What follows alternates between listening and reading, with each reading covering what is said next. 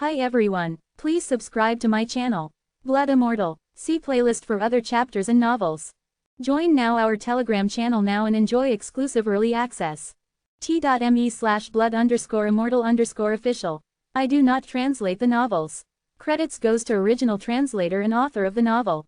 I only make it as an audiobook so it would be easier to just listen while doing other things. Credits goes to the author of the novel. I convert stories to audiobook for mental health, for multitasking purpose, for accessibility and time saving. Listening to audiobook is also beneficial for people who have disability. It improves our listening skills and improve our English comprehension, vocabulary and other things.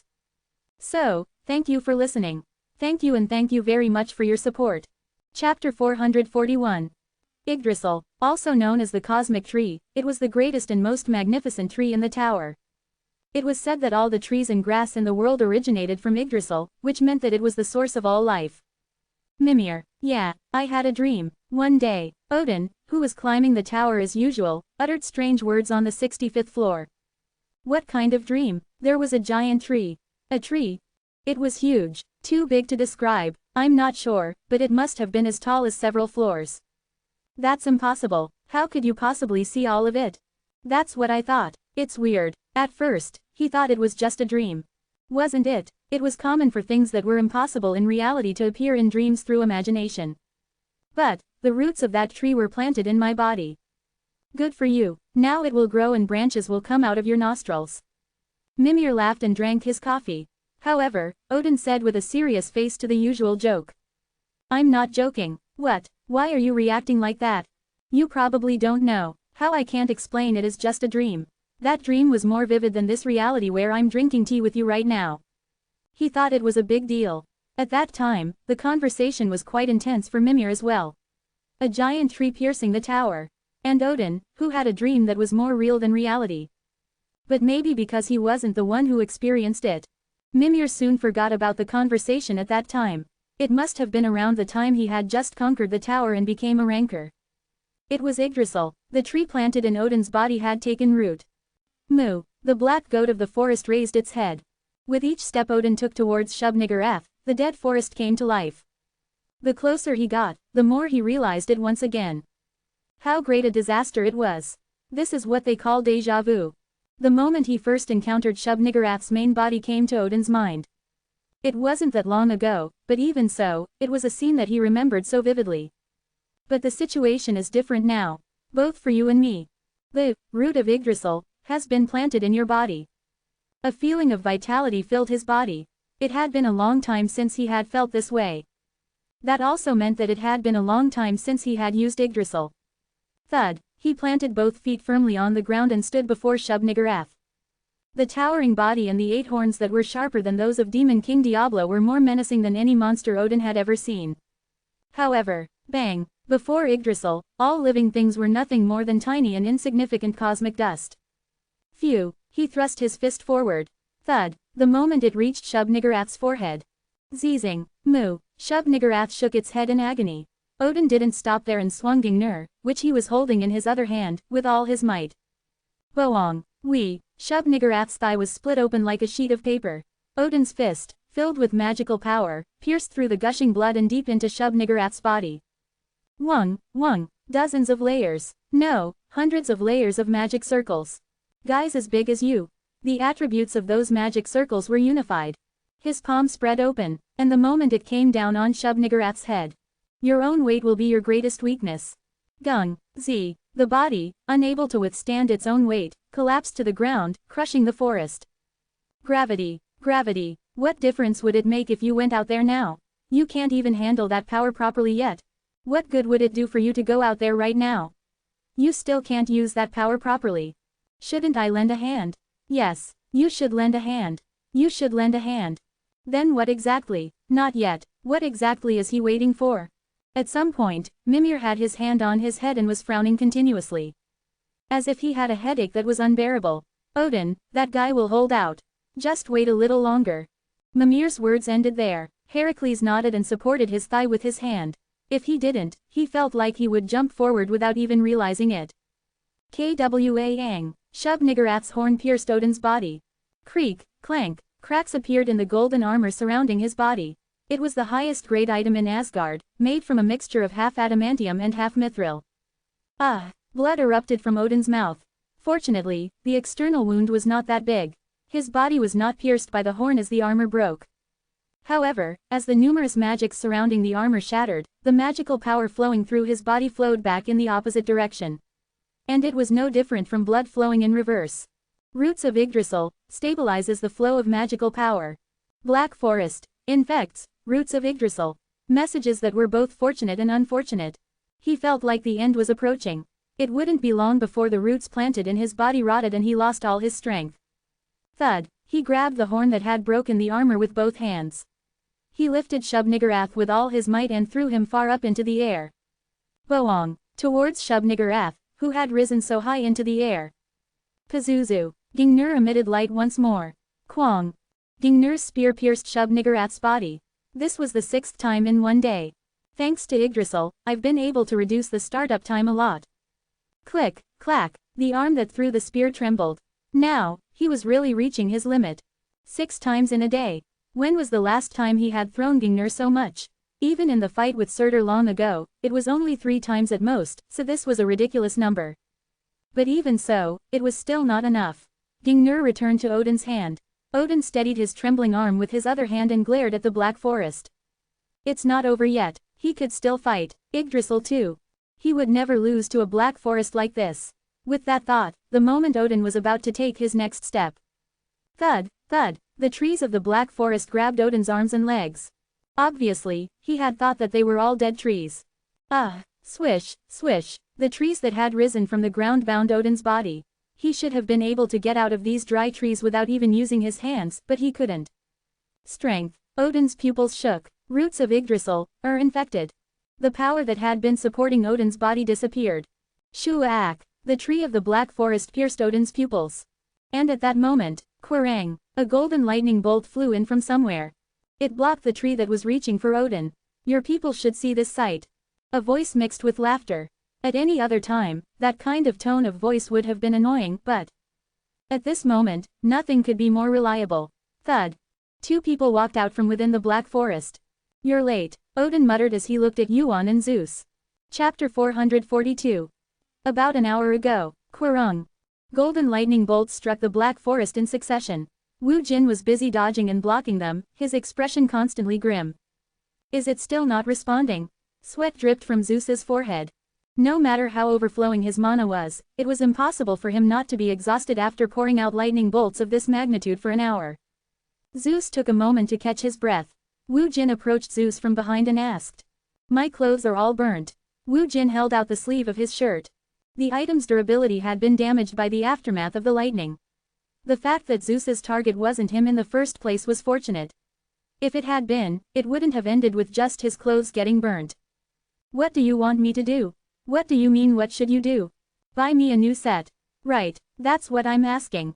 As if the matter was over, Wu Jin rolled up his charred sleeve. The forest had been completely devastated by Zeus. So much so that it was hard to find its original shape. Zeus is several times better than me at destroying a wide area. Of the various attributes of mana, lightning was considered the most destructive, along with fire and darkness. However, the best thing about lightning attribute mana was that it had a wide range. Of course, Wu Jin could also handle lightning, but if he was compared to Zeus, the story would be different.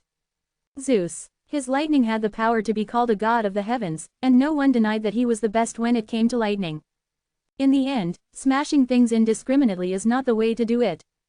Wu Jin's expression became more and more serious as his worries continued. Then, Zeus, who had been catching his breath and recovering his mana for a while, glanced at Wu Jin's expression and asked in disbelief. Are you that upset that your clothes are burnt? He continued with a smile, as if it was funny. Don't worry, the treasury of Olympus has an unimaginable amount of gold and treasure. It seems that just smashing it won't do.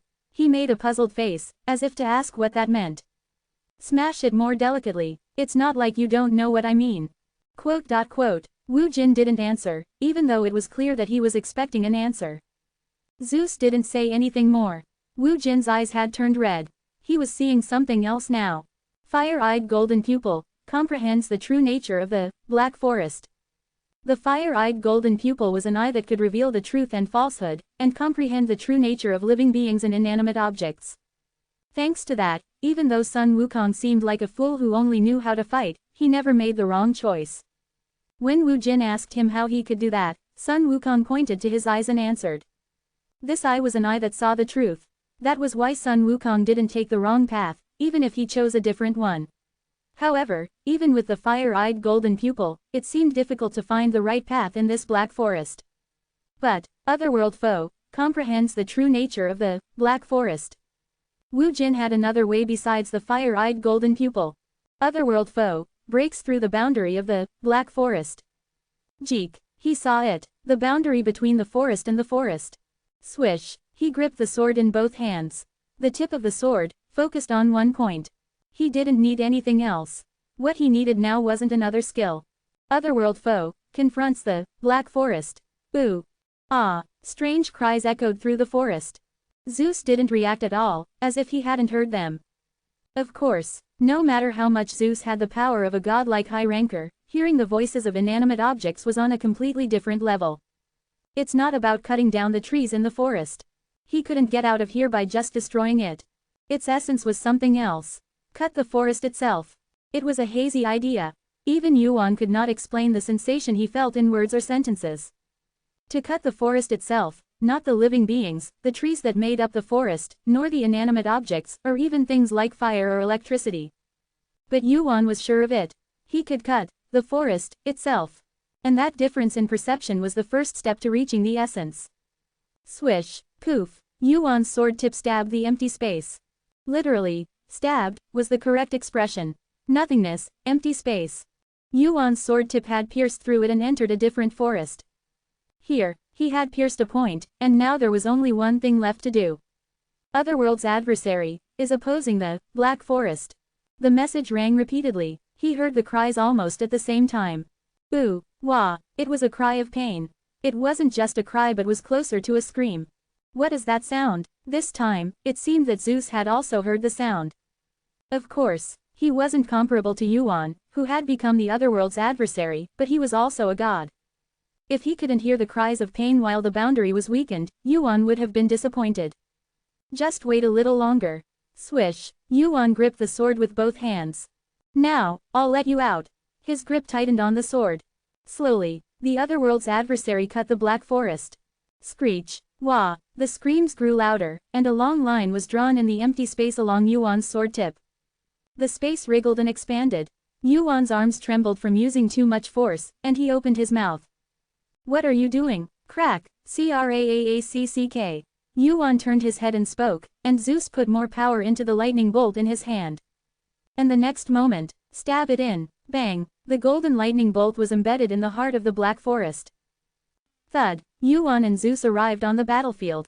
The lightning bolts that had fallen from the sky burned the trees of the black forest, and Yuan cut the trees that had bound Odin's body. Thud, thud, his bound body was free again. Odin, who had been pulling up Yggdrasil's power, felt the tension that had been gripping his body loosen. Zeus and Yuan, they were both people that Odin had been waiting for. You're early, I'm always a step ahead. Don't joke around in a situation like this. Odin laughed at Zeus's teasing. He could feel the black forest shrinking from the lightning bolts coming out of his body. No matter what others said, he was Odin, one of the few beings who could stand shoulder to shoulder with him. Moreover, you're the same, punk. The guy he had been waiting for the most had arrived on the battlefield. What took you so long? He knew Yuan would be late. He didn't have the habit of fighting head-on in any fight. Then he must have prepared a surefire plan. Odin thought that his role might be to hold out until that plan was complete. I had two things to do. The more insurance, the better. But why did you come with this guy? At Odin's question, Dana peeked out from behind Yuan. She looked like a scared little kid who had met a mean-looking grandpa. I lost her. How could you bring a child to such a dangerous place? It is dangerous, even though you know that. That's why she's here. This place is going to be dangerous now. Odin, who had been making a puzzled expression as if wondering what this meant, recalled the conversation he had just had with Yuan. Is this little girl your insurance? Yeah, hey. Odin looked at Zeus as if asking what this meant. However, Zeus also had the same look in his eyes. Zeus didn't know anything either. I guess we'll just have to believe him. Zeus shrugged. Odin sighed. He couldn't sense even a single bit of magic power from Dan-ah, who was right before his eyes, so he wondered if he could feel anything. Furthermore, what kind of physical ability could come out of that small physique? I guess we'll just have to believe him. Odin nodded. Of course, Yu-won had never disappointed anyone until now. Maybe the fact that Yu-won was saying this meant that there was something this little girl had that he couldn't sense. He said he had other insurance too. As he thought up to that point, Odin couldn't help but let out a small chuckle. Is it really time for me to retire? He had no thought of solving it himself, but he was thinking of relying on a young, inexperienced girl. Even if Yu-won had come back from the future, he probably wasn't older than himself. It was only natural to feel disappointed as this thought came to his mind unconsciously. But it's strange, as the three of them were talking like that. Swish, Zeus looked around. It's quiet, very. Judging from the fact that Odin was here, this place must be in the middle of a battlefield. He had been away from the battlefield for quite some time while trapped in the Black Forest, but judging from the situation, Odin must not have killed Shub-Niggurath. Nevertheless, Shub-Niggurath had suddenly disappeared. It's on guard. Against who? Yu-won shook his head instead of answering. Then, Nya-ah, Dan-ah raised her chubby hand from below Yu-won's feet and made her claim. The question had been asked by Zeus, but it was another ridiculous scene. This little girl, he reacted as if to ask what kind of nonsense this was.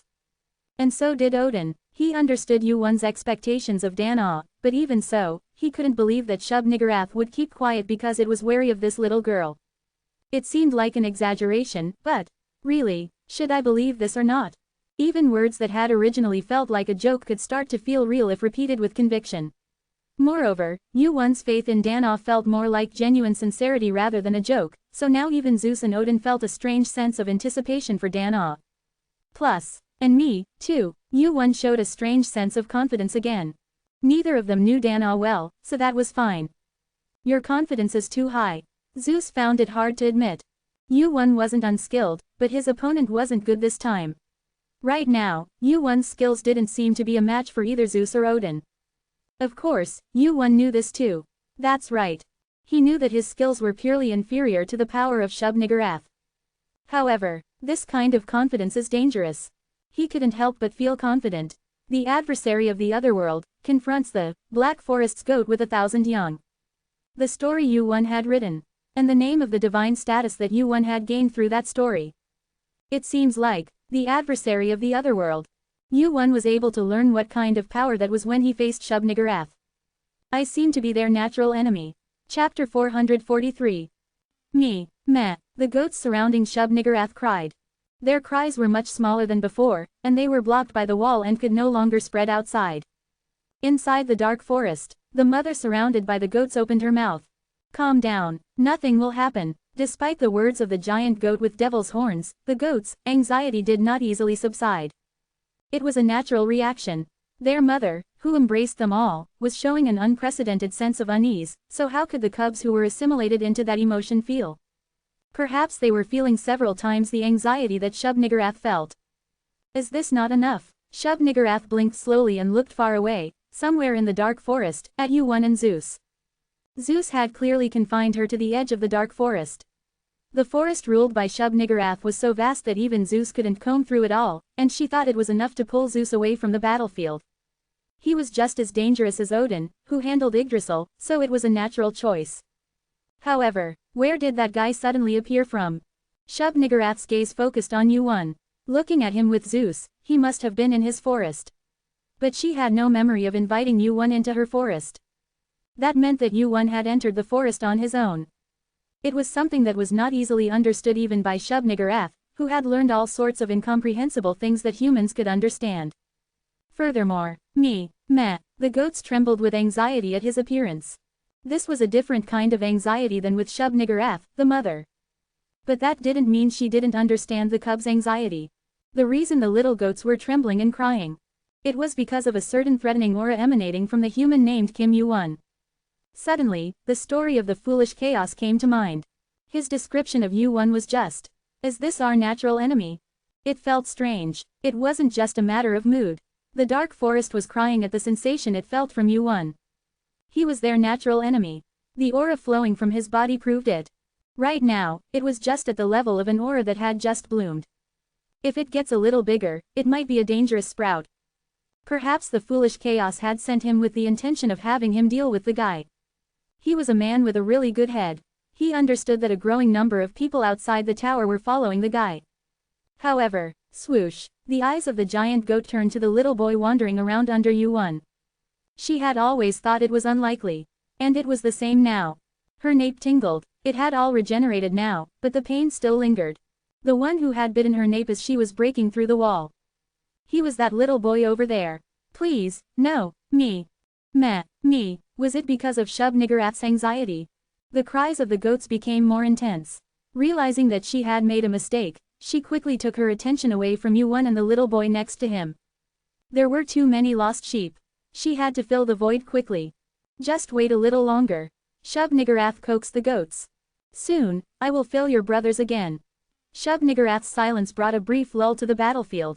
The goats that had been fighting the rankers on the battlefield had scattered all over the forest.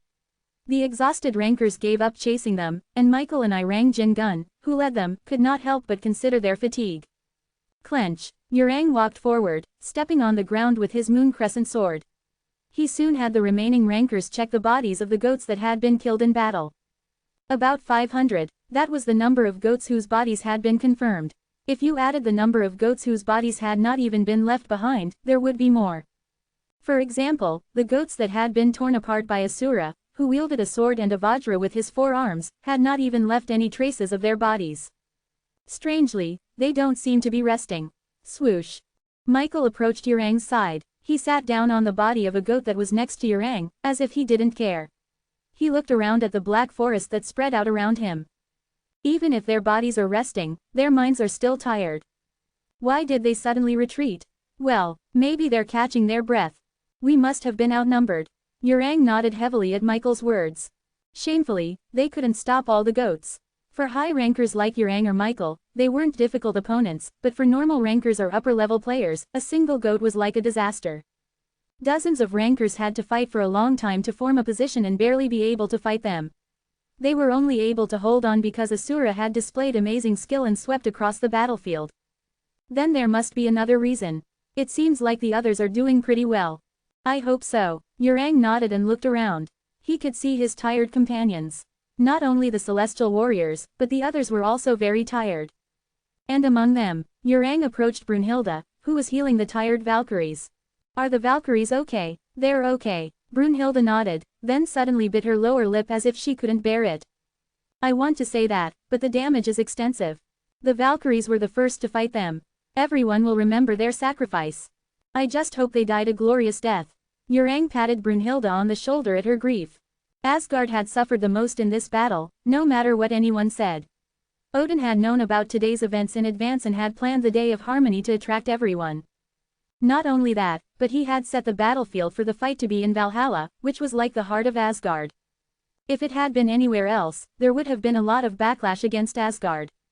Odin had thrown Asgard away.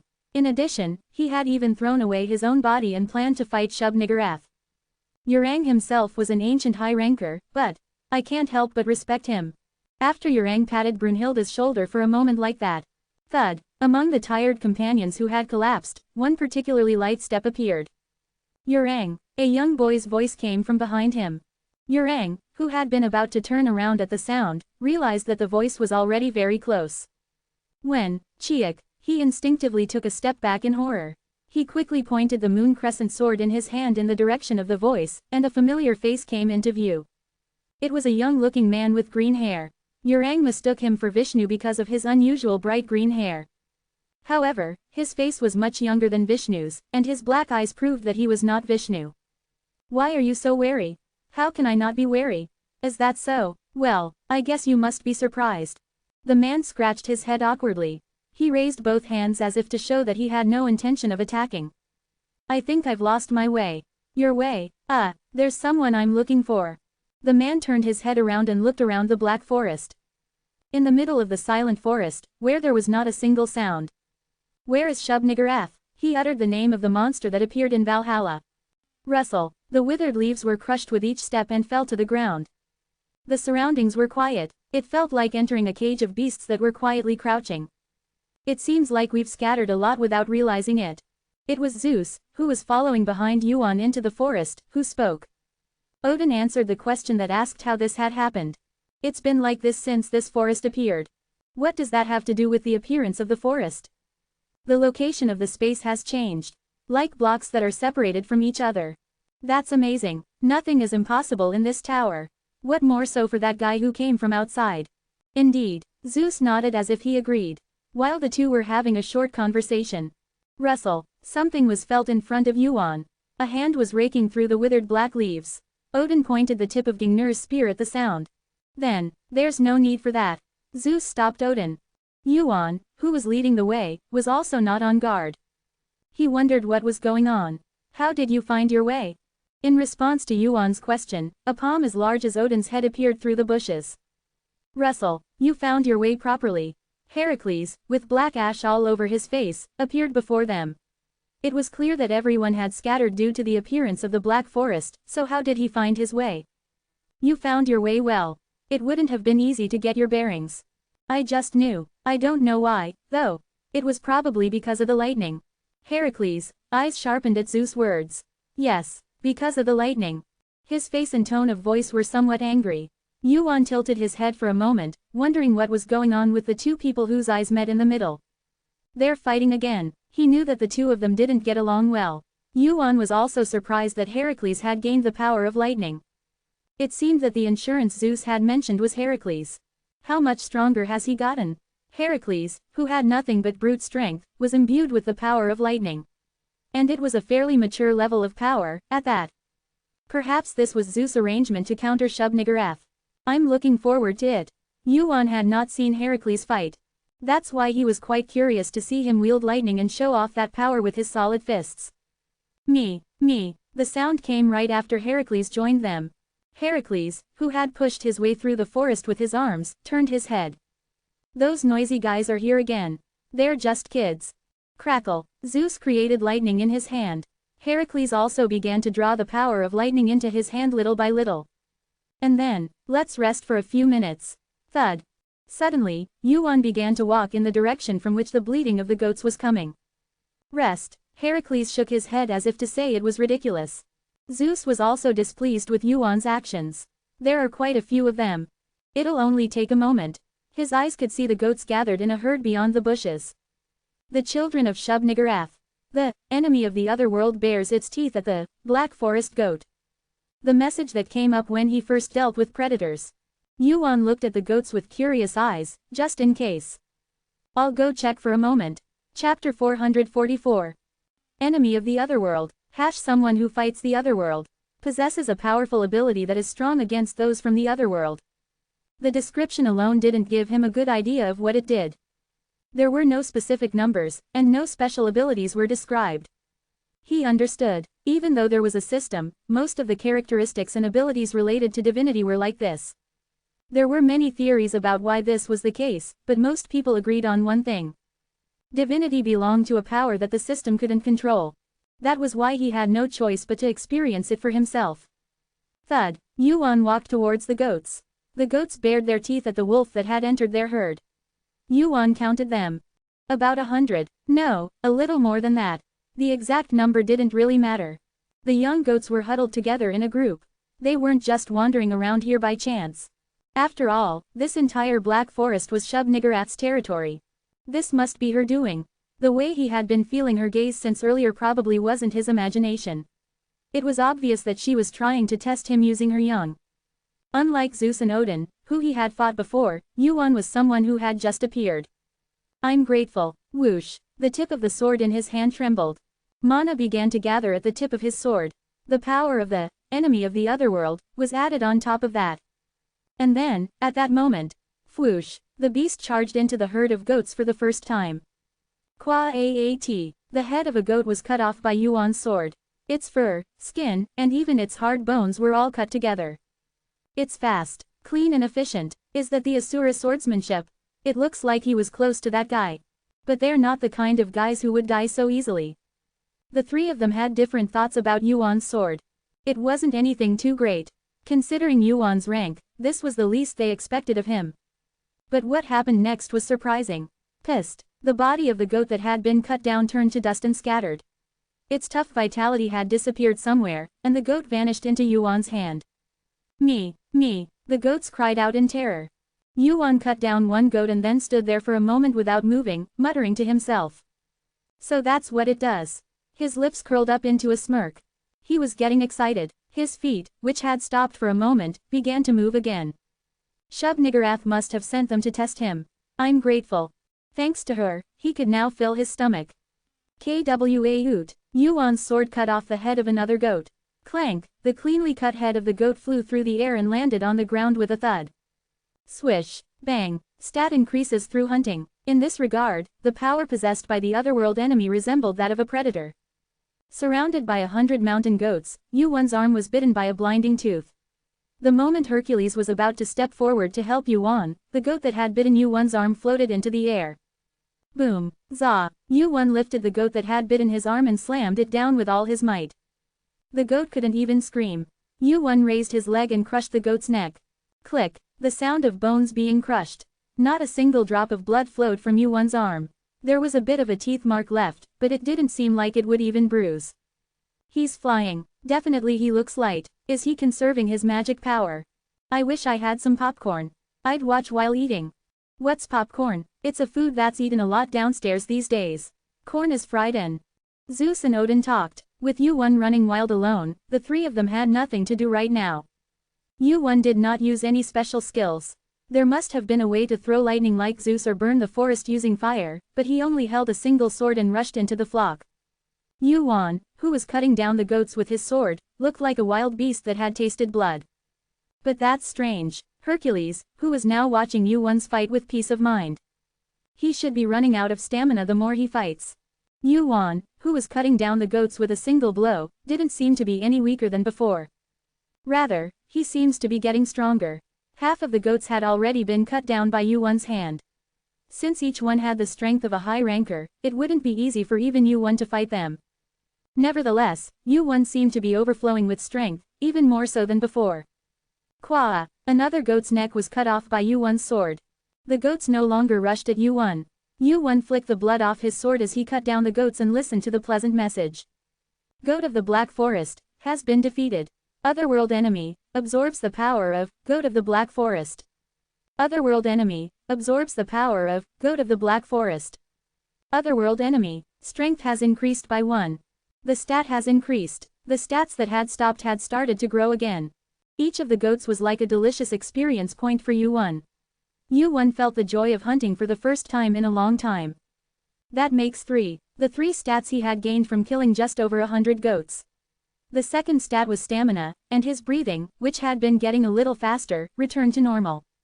Stat increases through hunting. In this regard, the power possessed by the enemies of the other world resembled that of predators. Furthermore, swish, the fangs of a huge mountain goat biting its leg.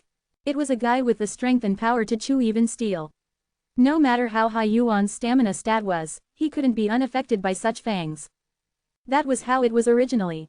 Otherworld's enemy protects mountain goat of the Black Forest from its body.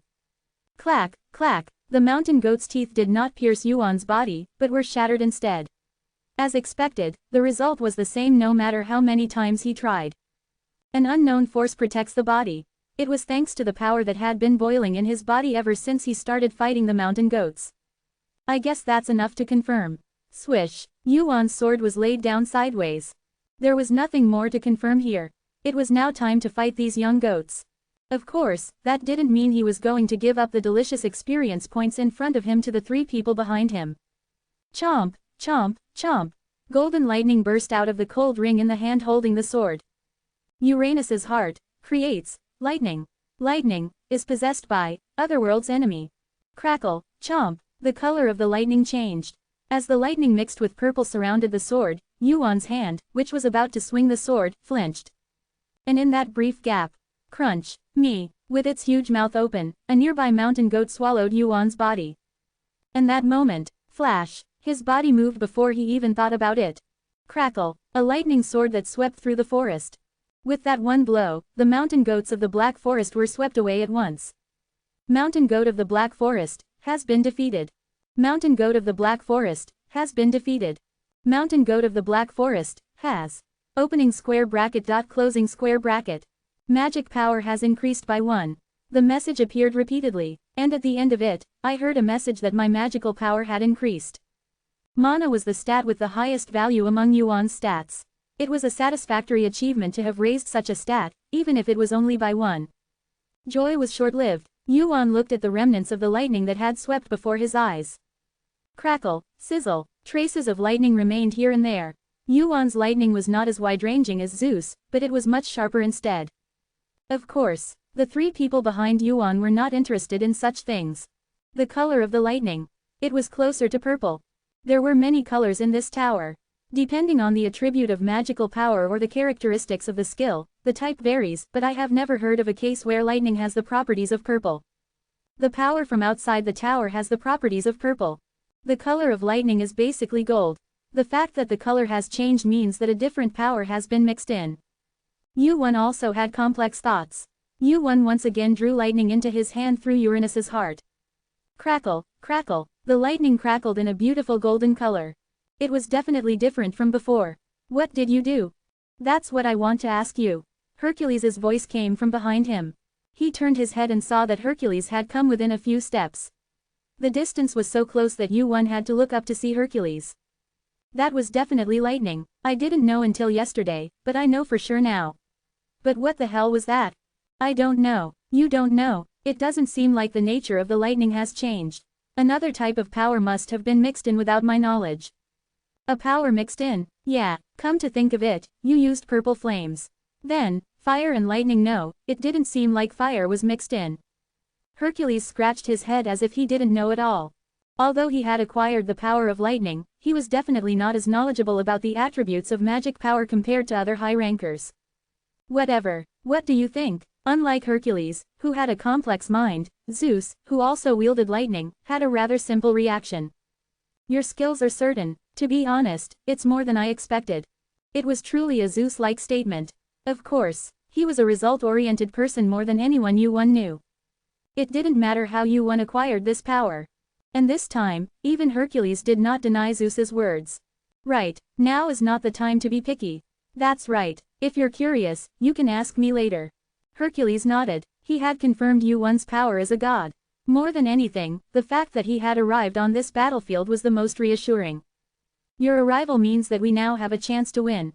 Yuan had been to many battlefields so far. Perhaps Yuan was the only one in the tower to have experienced such large battlefields so many times in such a short period of time. Moreover, there were battlefields among them that Yuan's abilities could not handle. And there was one thing in common among those many battlefields. The battlefield where Yuan appeared always won. Hercules looked at Yuan with a pleased face. However, a chance to win, to such faith from Hercules, Yuan replied with a hollow laugh, as if it were ridiculous. Me alone? Huh, it's impossible. A resolute answer without a moment's hesitation. Hercules, who thought that Yuan's appearance had given him a slight chance of victory, looked momentarily bewildered. And soon, Yuan continued, looking into the depths of the Black Forest. Of course, if I were the only one. Chapter 445. Shub-Niggurath's eyes saw everything in the Black Forest.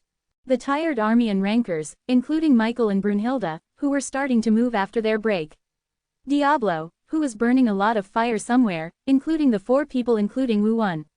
Even the goats trembling all over the forest. Among them, what was reflected in the pupils of Shub-Niggurath's eyes, crouched inside the Black Forest, was the figure of a small child. It's a pity, a little kid laughing at Wu-1's feet, wondering what was so funny. In the first place, what she wanted was for the little one to move. Was it too weak? Well, even if only one of the 4 people over there came out, it probably wouldn't have been that difficult to block that level of goat.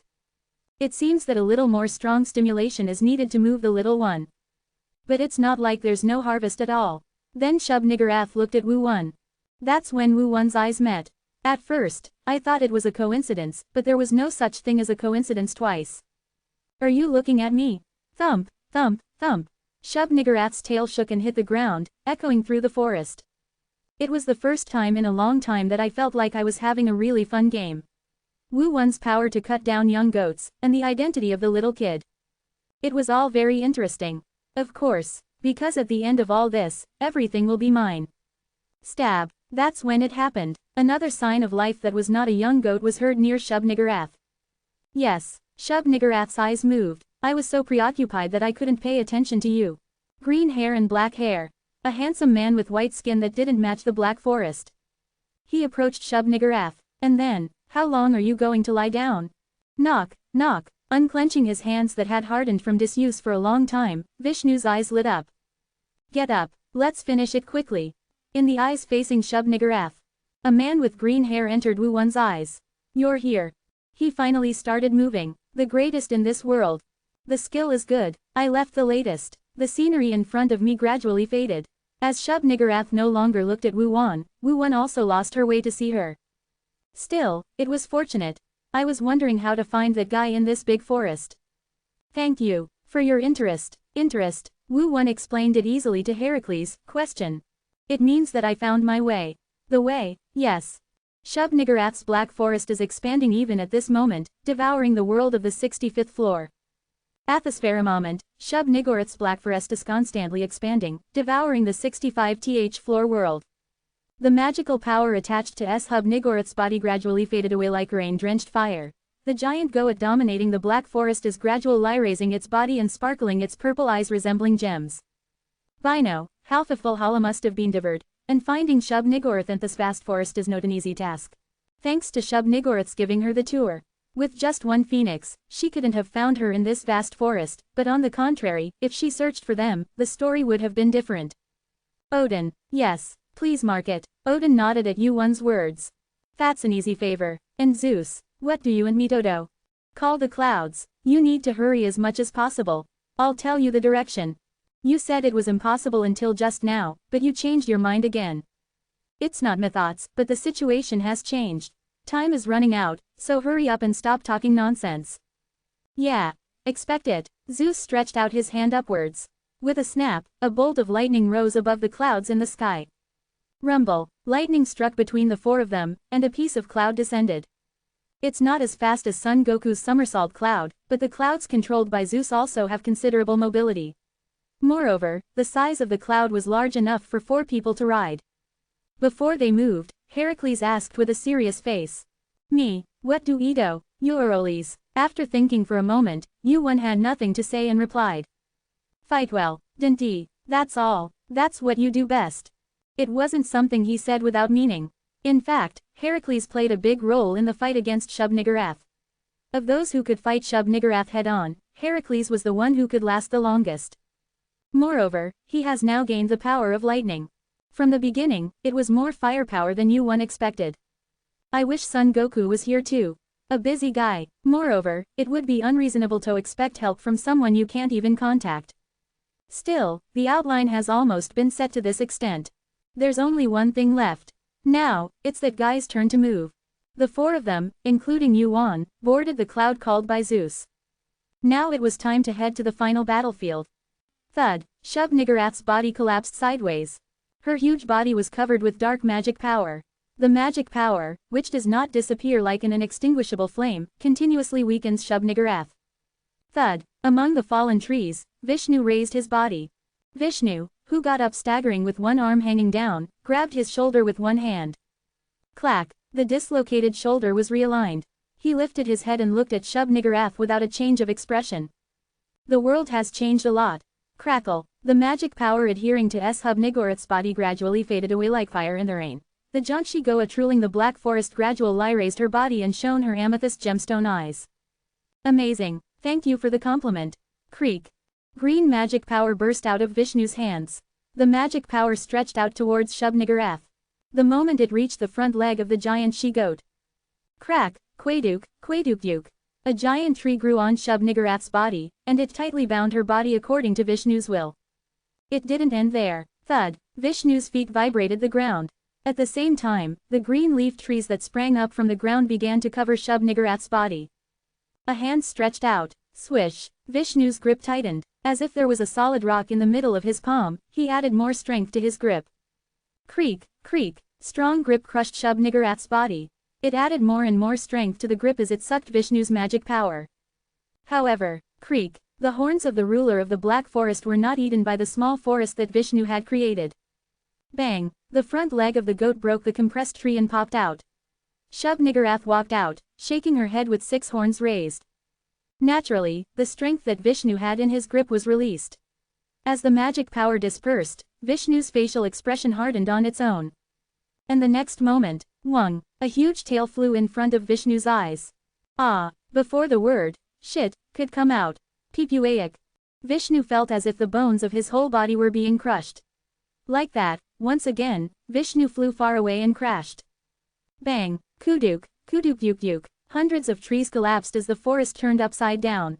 Shub-Niggurath, who had escaped from Vishnu's skill, stepped towards him. Thud, a giant she-goat approached him. Vishnu raised his head, lying on the trees. Uduk. With his black eyes wide open, Vishnu's broken bones began to mend. Shub-Niggurath bowed her head and looked at Vishnu as if he was curious. It's a strange feeling. It's clear that the body is one, but it feels like I'm dealing with three people. Vishnu in front of her was definitely strong. One of Shub-Niggurath's horns was broken, and the skin on some parts of her body was torn. In the heart of the Black Forest, he had fought quite well against the one called the she-goat that gives birth to madness. 1 and 3 no, 3 and 1. It's hard to understand. It was truly amazing. 1, 3, and then 3 into 1. There were many strange beings outside the tower, but none like Vishnu before her. Shub-Niggurath looked down at Vishnu for a long time.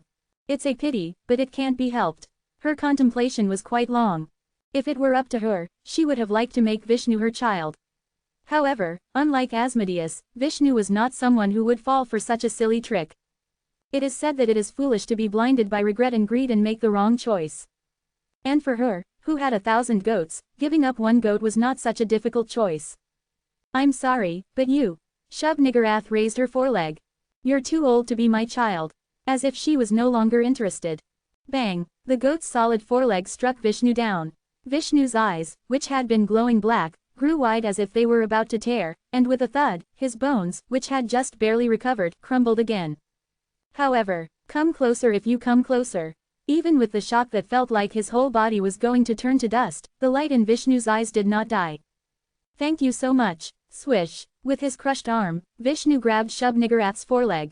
Shub-Niggurath looked down at Vishnu, wondering if he was trying to make a last desperate attempt, but then her eyes widened in question. One disappeared. That moment, TSSS's. Starting from Shub-Niggurath's foreleg, a jet black, dark energy flowed into her torso. What is this? It's probably going to hurt a little. Saw. In an instant, the darkness devoured Shub-Niggurath's body. The darkness, with its power to corrode, burned the giant goat's abundant fur and melted its tough skin. Thud, thud, one broke, and the remaining 5 horns broke and fell to the ground. The horns, which were so strong that even adamantium would have pierced them like paper, shattered into dust from the impact of falling to the ground. Shub-Niggurath did not scream. The one who screamed was on the other side of her. As the master of the forest trembled in agony, the entire Black Forest erupted in cries. Vishnu felt the ground he was lying on shaking and wiped the blood flowing from his lips with the back of his hand. It's so noisy that my head hurts. If you have time to talk smack, hurry up and recover. Muttering to himself and scolding himself. Vishnu, who muttered as if two people were having a conversation, soon smiled with only one side of his mouth raised. Recovery is what? If this doesn't kill me, it's really the end this time. Indeed, as if in agreement, Vishnu relaxed his body's strength in conversation with Brahma, who was in the same body as him. Now, there are only the two of us left. Chapter 446. Thud, thud, thud. The bones in Vishnu's body returned to their original state. It was quite painful for the bones that had been crushed into powder to reattach themselves, and for the wounded skin to regenerate.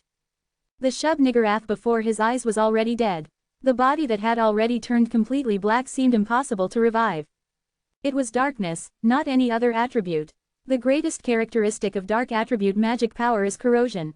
No matter how excellent one's regeneration ability, it was impossible to revive here. However, crunch, slowly recovering his body, Vishnu's eyes, which were anxiously checking Shub-Niggurath's body, caught sight of her belly splitting open. We're screwed. A desperate voice. Brahma's voice flowed out of Vishnu's mouth as he staggered to his feet.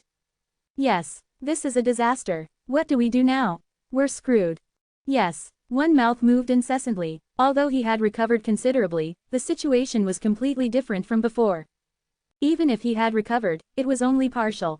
Furthermore, right now, Vishnu was in a situation where there were only 2 of them instead of 3. If possible, they should have killed her in one go. Screech, flop, a beautiful purple-haired woman walked out of the belly of the giant goat. Her hair was wet as if she had just come out of the amniotic fluid. She was much taller than when she had come out of the goat's belly earlier. And it wasn't just her height that had increased. What an ugly horn! A horn sprouted out of her not-so-big head along with her hair. The horn, as if a tree had grown, was divided into a total of 6 stems and extended long enough to touch the ground. Her expression was blank, and her eyes were closed, but Vishnu could read the anger she held. Coo, coo, coo. The black forest shook. Soon, her closed eyes opened and looked at Vishnu. And that moment, Vishnu began to grab his neck with one hand, crying out in pain. Hiss, hiss, hiss. A black mark spread from Vishnu's neck. Suddenly, he felt a strong urge to vomit, and his body began to paralyze, starting from his neck. The damage is severe. Whoosh. The woman who had come out of the belly of the giant goat looked at the blackened and corroded body of the goat. I lost one name. Name. She lost her name. It was an incomprehensible statement. But now, there was no room to resolve such doubts. Creak. A green light emanated from Vishnu's hand, which was clutching his blackened neck. Shub-Niggurath narrowed her unfocused purple eyes as she looked at Vishnu, who had begun to resist. Oh well, it doesn't matter. Thud. Footsteps approached Vishnu. You will soon have a greater name. So what doesn't matter? The question did not last long. Jeek. His neck was bloody and his senses gradually faded away. As he felt his body slowly rot and decay, Vishnu became impatient. Do something. I am doing it. I'm going to die like this. There is no other way. Just like that, Vishnu's head rang the alarm, warning him of the danger. Quirang, quang, quang, lightning bolts flew in from 3 different directions. It separated Vishnu and Shub-Niggurath.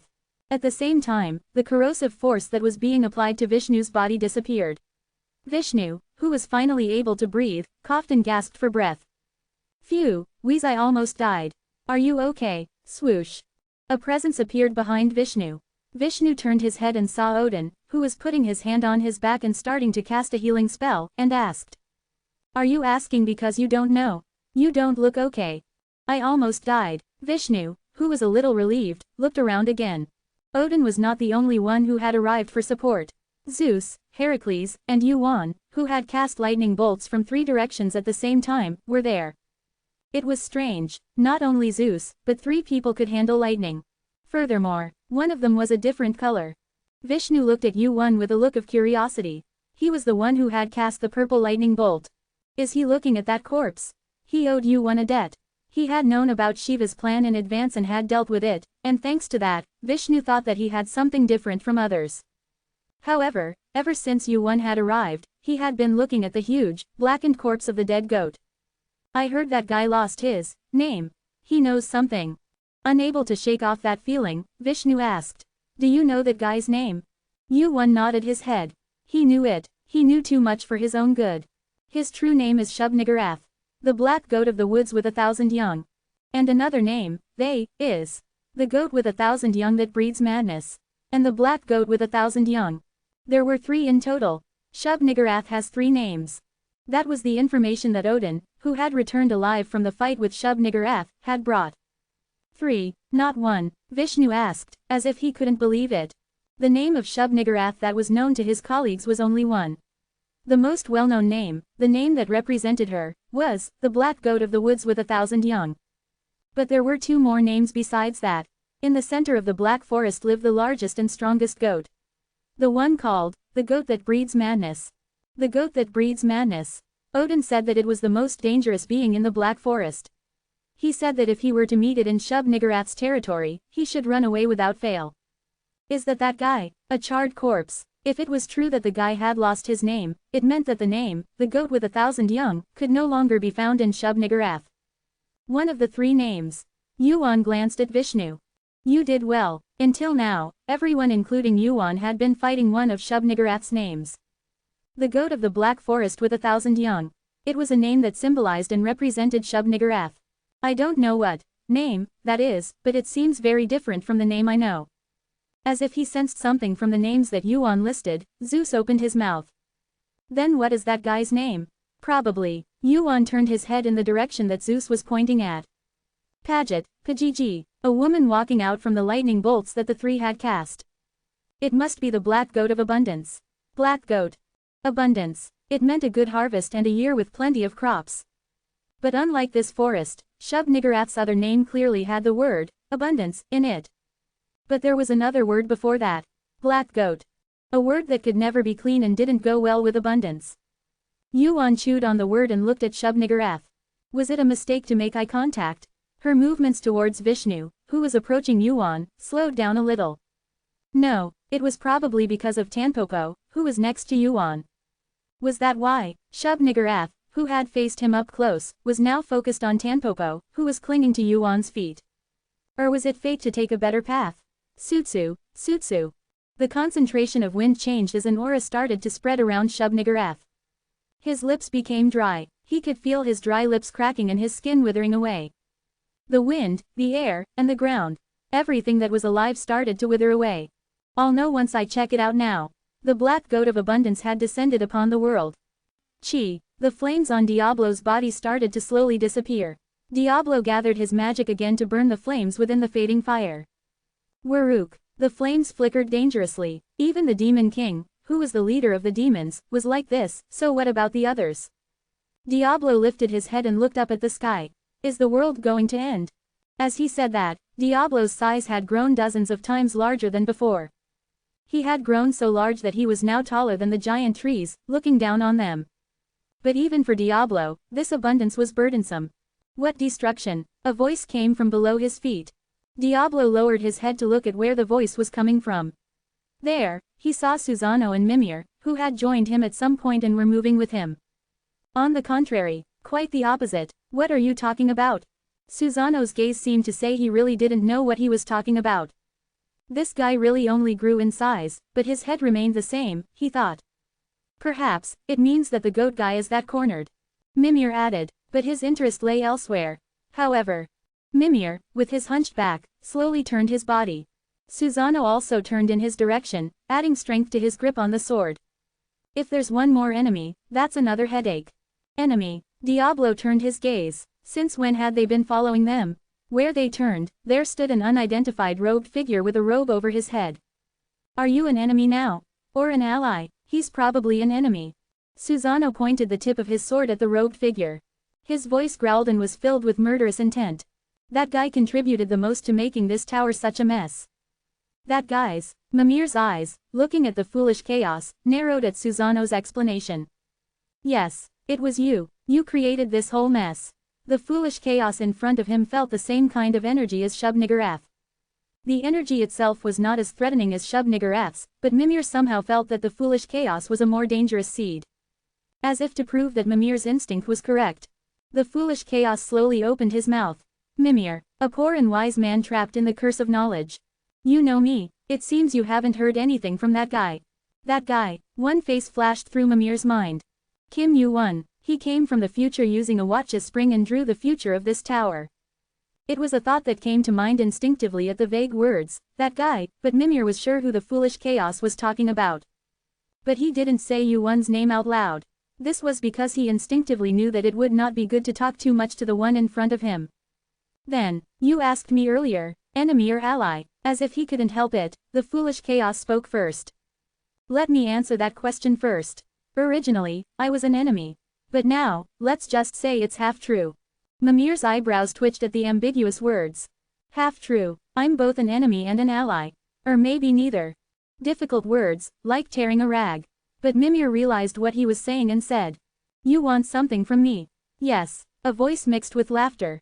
Swoosh. Ignoring Susano and Diablo, who were showing murderous intent toward him, the foolish chaos reached out to Mimir. I came to make a deal. With you. Chapter 447. 65th floor, Valhalla, a world under Asgard's command. The miasma that covered the world with a population of several billion took the lives of its inhabitants. I can't breathe, cough cough. People collapsed, pleading in pain. It was what happened outside the battlefield covered in a dark forest. Shub-Niggurath's miasma absorbed the life force of every living being, regardless of race or plant. Crack, crackle, crackle, living, breathing green trees turned black and died. The forest turned into Shub-Niggurath's territory, and people who lost their lives collapsed on the streets, becoming corpses. It wasn't just the ordinary citizens of Valhalla. Thud, players collapsed one after another. Even the rankers who were injured or exhausted were swept away by the miasma and lost consciousness. Damn it, I thought it was almost over. Snap out of it. If you lose consciousness here, it's really over. Agni and Kubera looked at their subordinates who were turning into mummies with dry skin as their vision blurred. However, the number of people they could personally take care of was limited. Agni muttered as he looked at the diva rankers who were dying. Is the world going to end? Whoosh! The crimson flames attached to Agni's body shook dangerously. Agni, a high ranker who wielded flames, could see and feel fire anywhere within his reach. The range of this miasma wasn't just this battlefield. In every place he checked through the flames, the same phenomenon was happening. The world was dying. It didn't just mean the people, animals, and all other living beings in it. If you looked at the wide world that made up those things as one organism, then this was nothing short of the world dying. Vishnu looked up at the sky that had turned completely black from purple. This miasma would kill everything under the sky. It has finally happened. Vishnu saw the fate. He had tried to prevent this moment. The moment when the black sky would spread, and everything under it would die. That was why he had chosen to become one again, and to sacrifice one of the three. That was because he thought it would be impossible to change the predetermined fate otherwise. However, what is meant to happen will happen after all. Fate had not changed. The black sky had appeared, and the world was dying. And he was sure that this world wouldn't be the end. The next, and the next, and the next after that. Creak. Vishnu took a step. He couldn't leave Shub-Niggurath like this. He couldn't even imagine how many people were dying at this very moment. And just as Vishnu was about to run towards Shub-Niggurath again. Let's set up positions. At Yuan's words, the gazes of the party focused on him. Heracles and Odin will take the front, and I'll stick close behind them and support. Zeus will throw spears, and Vishnu will tie down that bastard's movements. It was an orthodox position. Each of them would fight in the roles they were best at. Vishnu, who had been about to rush towards Shub-Niggurath, was surprised and looked back at Yuan. He had almost let his impatience get the better of him. He wasn't alone now, and he didn't have to step forward when there was a high ranker like Heracles. Perhaps that was why Yuan had set up the positions at this moment after seeing Vishnu's actions. There's no need to rush. No, we shouldn't rush. Snap. Yuan was also gritting his teeth. The more we do, the worse the results will be. Rather, they needed to buy time now. Time was their enemy, but it was also their ally. I wish they would hurry up. Yuan glanced at the back of the dark forest. Is it too much to ask for? He couldn't help it for now. He had no choice but to dig 2 holes. It might work. Ahahaha. Yuan looked at Odin, Vishnu, Zeus, and Hercules one after the other, following the maple leaves that were circling at his feet. It's not impossible. Swish, swish. Odin and Hercules stepped forward. The black goat-like god looked at the two of them and smiled. Come forth. Bang. Odin and Hercules. The moment the two of them kicked off the ground and flew forward. My children. The battle began again. Crash. Hercules' fist gave off lightning bolts. The power of lightning didn't just increase the power of his fist. With the power of the attribute imbued, Hercules' fist became faster and stronger. Bang, bang, crash. Hercules' fist struck Shub-Niggurath's body. However, the fist that could even shatter mountains didn't reach Shub-Niggurath even once. Bang, bang, clang. Black horns rose up around Shub-Niggurath's body. They frequently blocked Hercules' fist. Hercules swung his fist wrapped in lightning as if he didn't care. Like that, he stretched out his fist again and again. Bang! The horns around Shub-Niggurath's body shattered, revealing her figure. However, screech! As the horns shattered, a force that pulled Hercules was exerted. Shub-Niggurath stretched out her hand. Hercules' body, which was swinging his fist, was pulled towards her. Gulp! Ah! Hercules, whose neck had been grabbed, floated up. Hercules, whose neck was caught, grabbed Shub-Niggurath's arm. He was confident that he wouldn't lose to anyone in terms of strength, but her arm didn't budge. The moment he met her purple eyes up close, Hercules' body gradually lost strength. One down. Tisk! Quote exclamation mark quote. Hercules' eyes widened. He could vividly feel his body's cells dying along with his skin. But that didn't last long either. Boom! Another fist came in through the path that Hercules had broken through. Thud! A club that struck Shub-Niggurath's stomach. It was Hercules' club, made from the branch of Yggdrasil. Bang! Rumble! Shub-Niggurath, who had been hit by the club, flew away, breaking the trees of the black forest. Hercules, who had barely escaped her clutches, gasped for breath. Behind such Hercules, Odin returned his club and asked. Are you all right? I'm alive. Hercules nodded slightly to greet him. He got up from his seat right after receiving the club and swung it. Thud, the head of a giant goat that had opened up towards Hercules and Odin rose up. While the giant goat with long horns staggered, Hercules and Odin regained their posture. It seems like we won't get a break. Moo. The giant goat let out a cry as if it was in pain or anger. Purple-haired goats were crying around it before they knew it. Ba, ba, ba. Before they knew it, a herd of goats was blocking Shub-Niggurath's path. And there were giant goats leading those goats. Don't worry. Shish, it's not our role to break through those. Roar. It was then that purple flames blazed before their eyes. Giant's heart. Controls, sacred fire. Wanig Golden Palace. Controls, sacred fire. In an instant, the black forest lit up brightly. Purple flames bloomed under the blackened sky. And above it, the figure of a giant appeared. Cheonma-ryong. Controls, sacred fire. Snap. The giant, who was holding a sword, raised the giant flaming sword in his hand. Below the giant, Yuan took the same posture as the giant, preparing to swing his sword. Cheonma-ryong is a vessel that handles the sacred fire. Roar. Cheonma-ryong's giant figure was filled with flames. The intense heat filled the forest, and the purple of the flames became darker. The adversary of another world possesses sacred fire. As the Cheonma-ryong moved along Yuan's sword. Wah! Bang! A golden lightning bolt descended from the sky to the ground. Kwa-ung! Flames and lightning swept through the forest. The herd of goats blocking their view was swept away, creating a wide path. And at the end of it, green energy flowed out from under Shub-Niggurath's feet. Grab! It lifted Shub-Niggurath up high while grabbing him. It was Vishnu's skill, Kwang, the wooden pillar that squeezed Shub-Niggurath's body. Thud, thud, and towards such Shub-Niggurath, Odin and Hercules charged. Quirang! Golden lightning spewed out from Hercules' body, who was holding his club. Gingnir was clutched in Odin's hand, and white light burst from the tip of the spear. Gotcha! Just then, as Hercules' club and Odin's Gingnir were about to pierce Shub-Niggurath's head. Blur! Hercules and Odin's vision shook as they rushed toward her, and their sense of balance collapsed. What happened? The thoughts that came to mind at the same time. They didn't even blink, but their vision blurred, and the positions of the three had changed.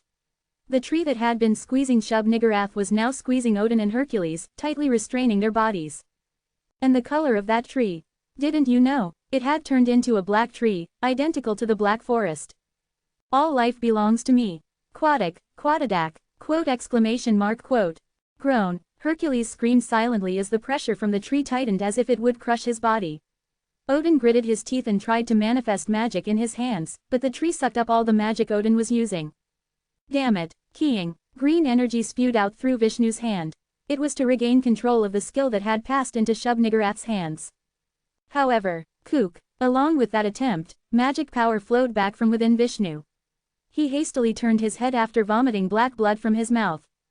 Kim Yu-won. The two people who had been fighting in front were subdued, so Yu-won was next. Yu-won wouldn't have known that. But strangely, Yu-won didn't move at all.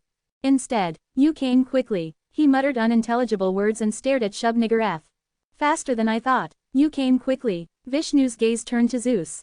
He thought it was too late to approach, so he should hurry and throw a spear. However, Zeus's reaction was the same. With his golden eyes sparkling, he, too, had stopped moving. What the hell are they both doing? Just as Vishnu was about to move, thinking that he couldn't leave them like this. SRRR. One side of the black forest distorted. Shub-Niggurath turned his head at the slight distortion. Pooh! An arm pierced Shub-Niggurath's back. You are. As the owner of the arm appeared in the distorted space, Shub-Niggurath's expression became more distorted than ever. On the contrary, I never thought I'd be happy to see that guy. Yu-won smiled at the completion of the puzzle piece he had been waiting for. I see you again here. Flutter. A familiar black robe. The foolish chaos revealed himself on the battlefield with a playful voice. You filthy whore of the Black Forest. Chapter 448. The battlefield came to a standstill as if it were a scene from a movie. And at the center of it all was Shub-Niggurath, the sole enemy of this battlefield, and the foolish chaos who had stabbed her from behind. Whore of the Black Forest. Her voice echoed through the forest, devoid of any emotion. The greatest power was contained in that small mutter. Whore. It was like the one and only reverse scale that could provoke Shub-Niggurath. From the way you speak, it seems you've finally made your decision. Didn't you know from the beginning? That's why you accepted the offer. It was true. Shub-Niggurath had accepted the foolish chaos offer. She had forcibly brought her main body here and swept through a world as the foolish chaos had suggested. All to obtain the foolish chaos name. You must have known it was a trap from the beginning. Yet you still jumped in here. Crack. A crack appeared on Shub-Niggurath's body, which had been pierced by the foolish chaos arm. It's because you ignored them. The foolish chaos opened his mouth, still looking at Shub-Niggurath. You did better than I thought. You wounded her body and weakened her power by reducing the number of forest goats by more than half. The foolish chaos gaze turned to Vishnu, who was looking on with a blank expression. On top of that, you even erased one of her names. This is perfect. Zap, zzz zap. It was then, Shub-Niggurath's pupils began to shake. You bastard, zap, zzz zap. Cracks spread throughout her body. I promised to give you my name when this is over, didn't I? Swoosh, the foolish chaos figure gradually faded like a mirage. I'll keep that promise, that is, if you can survive here. Before he disappeared, for a moment, U1 and the foolish chaos eyes met. Right now, the two of them were recalling the conversation they had shared in the same room. I'm going to catch Shub-Niggurath. Her. The foolish chaos was unusually surprised by U1's suggestion. He was the chaos of this tower, the one who cultivated it. That was why all of his plans were designed to bring about the downfall of the tower.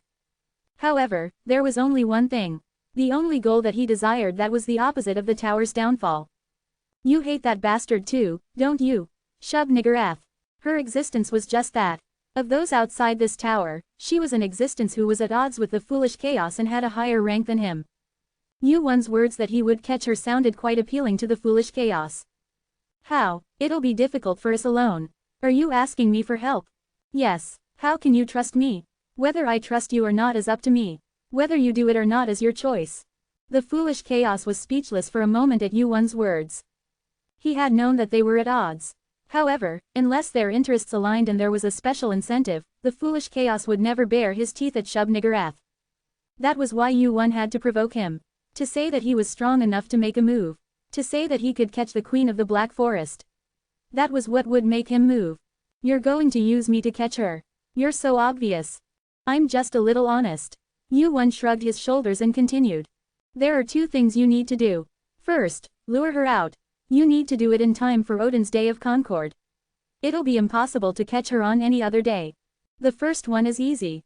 I have a card that she can't refuse. What about the second one? The second one is to take away one of her names.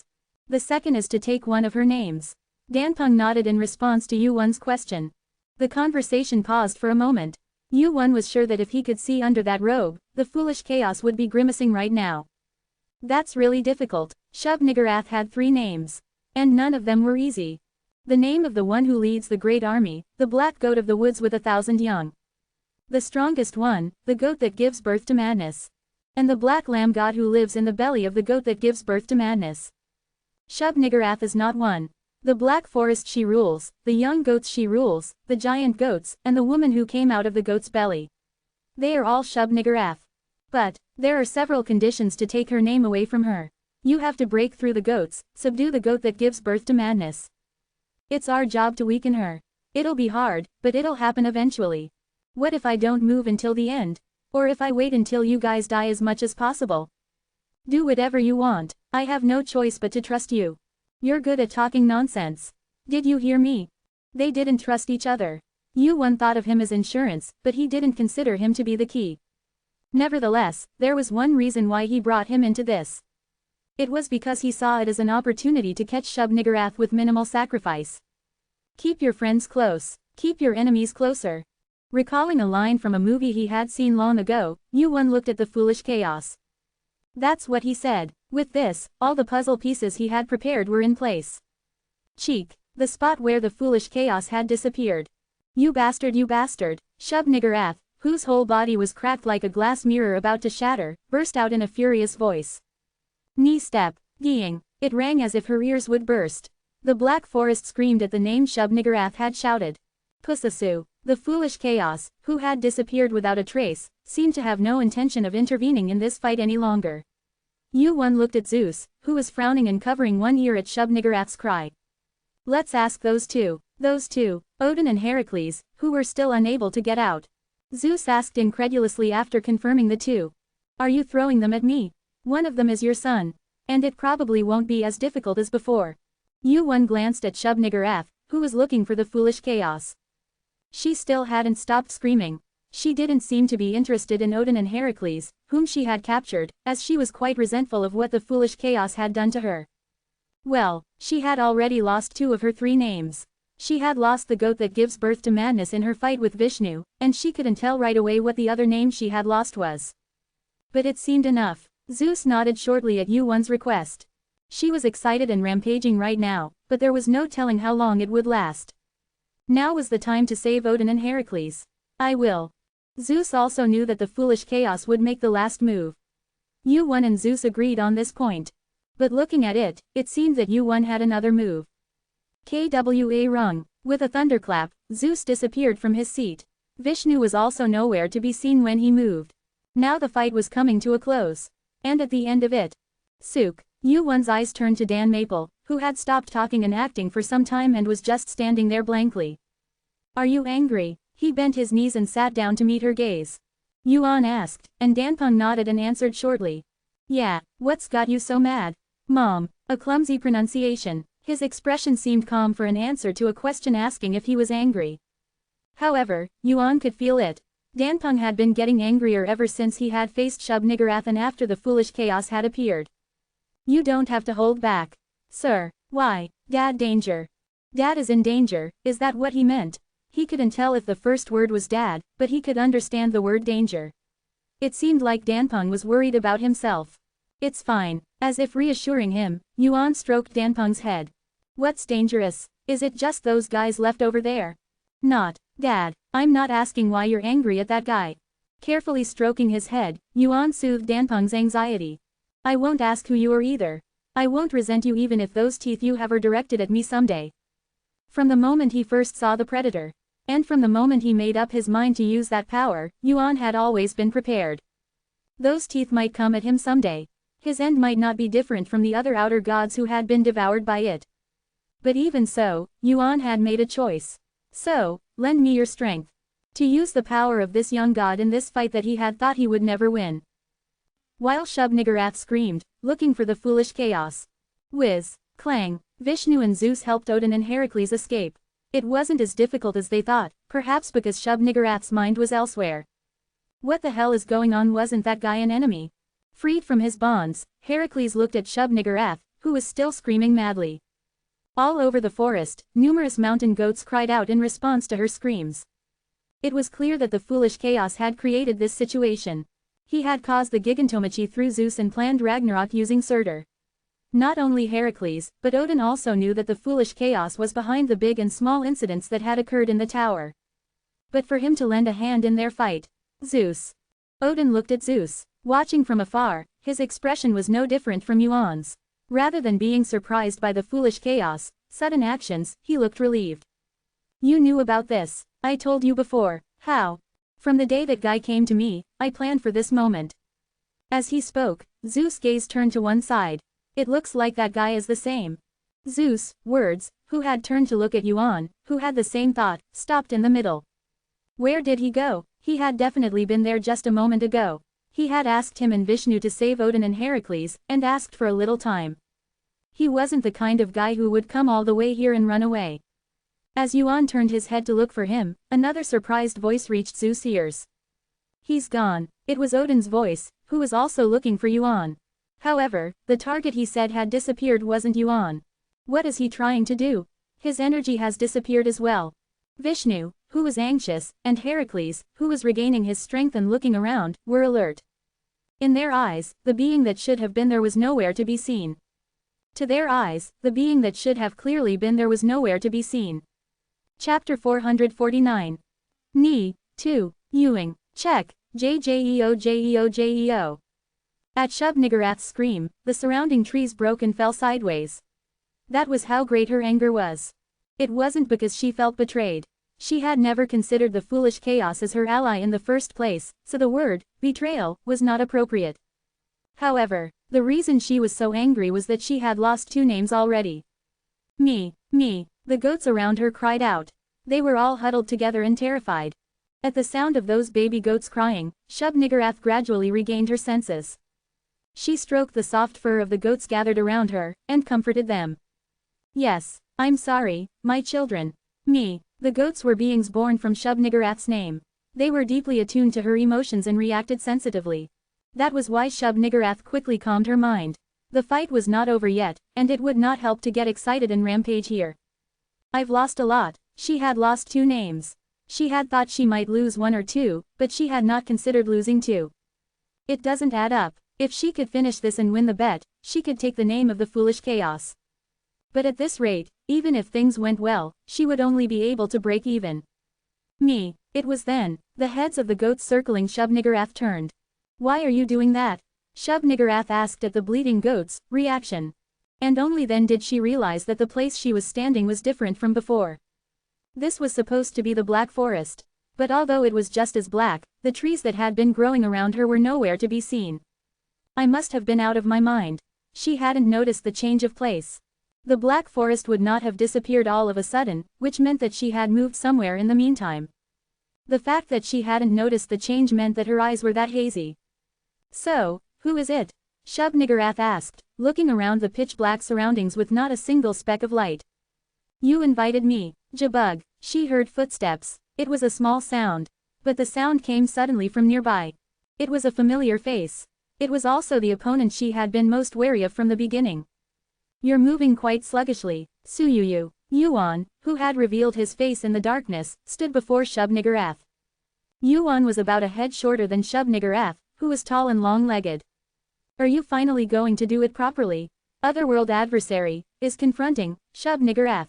The message was relayed not only to Yuan's mind, but also to Shub-Niggurath.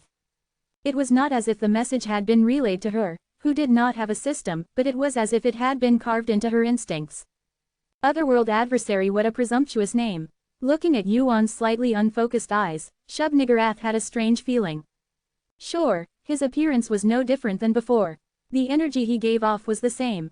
But the name, Otherworld adversary, and the atmosphere he gave off. It was only then that Shub-Niggurath looked for Dan-Ah, who had been next to Yuan. Where did that little girl go? Yuan, who had the name Otherworld adversary, was threatening, but he was still an unripe fruit. But Dan-Ah next to him was different. If the she was thinking of was right, her outward appearance may have become smaller, but her insides would be vaster than any being she knew. As Shub-Niggurath looked for Dan-Ah for a moment, her eyes met Yuan's, whose focus was gradually returning.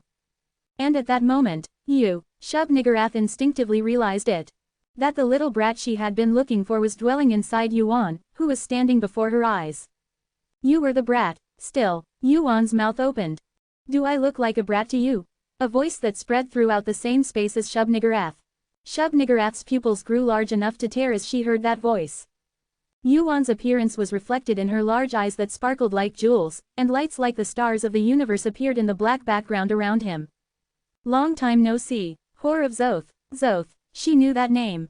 She wasn't offended even though she was called a whore, just like how the foolish chaos had called her. This wasn't the situation to be concerned about her feelings. Neither the name, Zoth, nor the meaning of the word, whore. Yuan seemed to know and say everything. It was the moment when the thought she had almost became a certainty.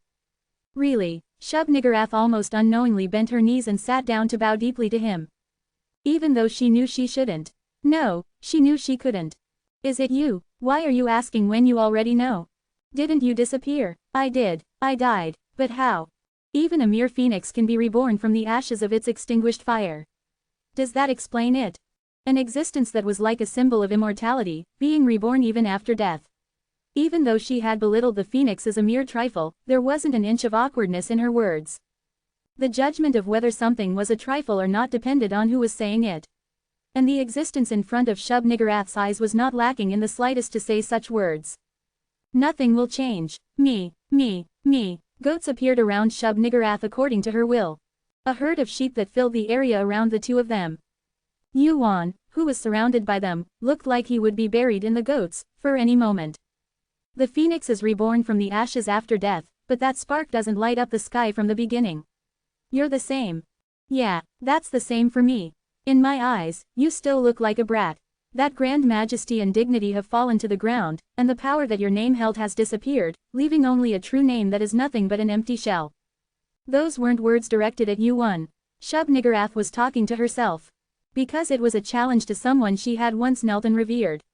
It was to remind the powerless fallen king that he was nothing but naked.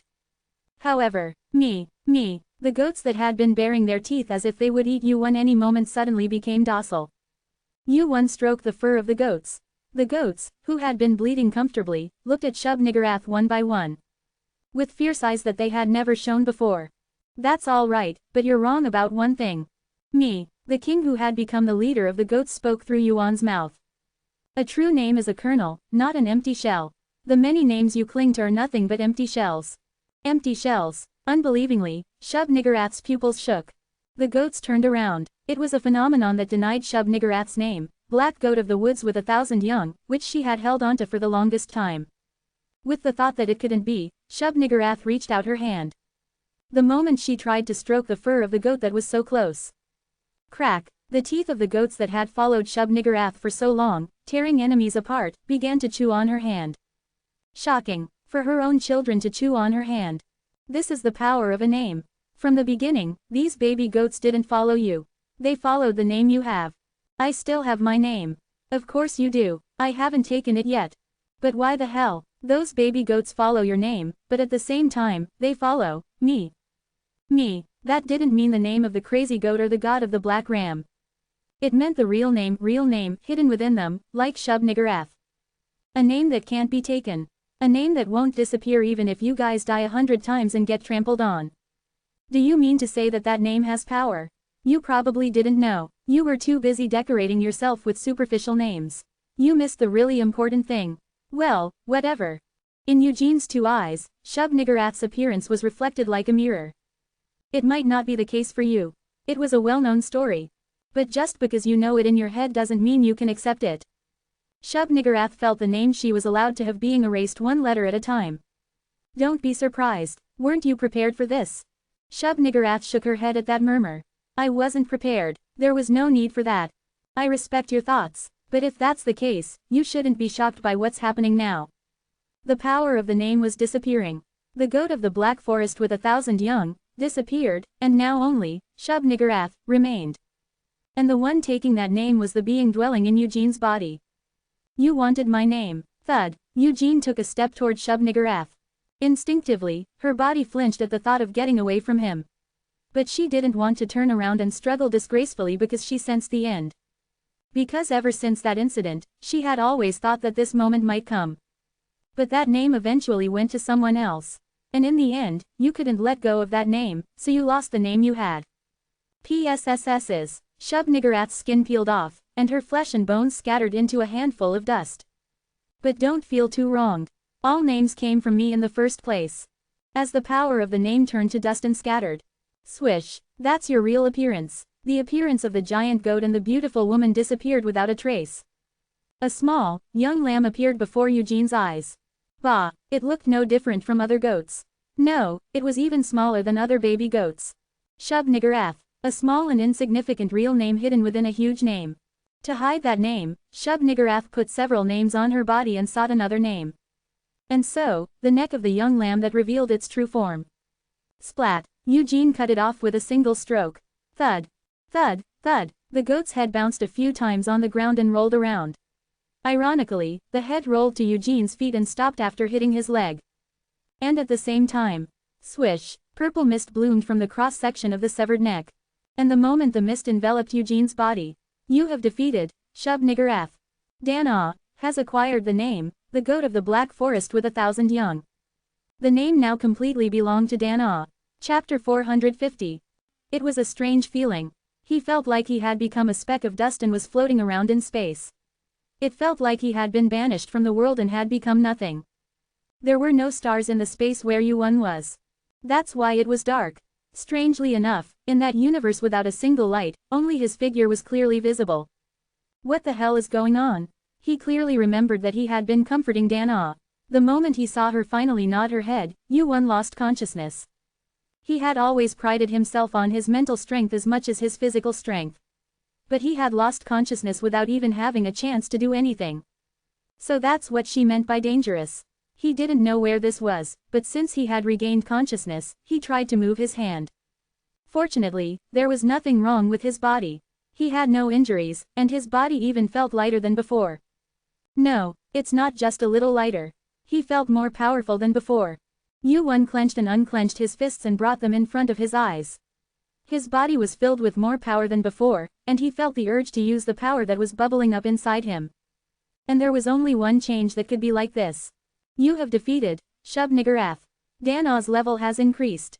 Dan-Oh's level has increased. Dan-Oh's divine power has increased by 31. Growth rate has increased by 61.22%. Magic power has increased by 10. 100 million points have been acquired. Dan-Oh has acquired the name, the Black Goat of the Woods with 1,000 young. First name acquired. This is crazy. A stream of messages caused Yu-won to curse. It was an unbelievable message. They said that when joy is too great, instead of cheering, you curse, and Yu-won was no different.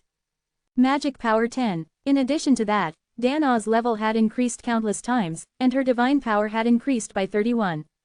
Even for rankers, the 100 million points would be the least valuable reward.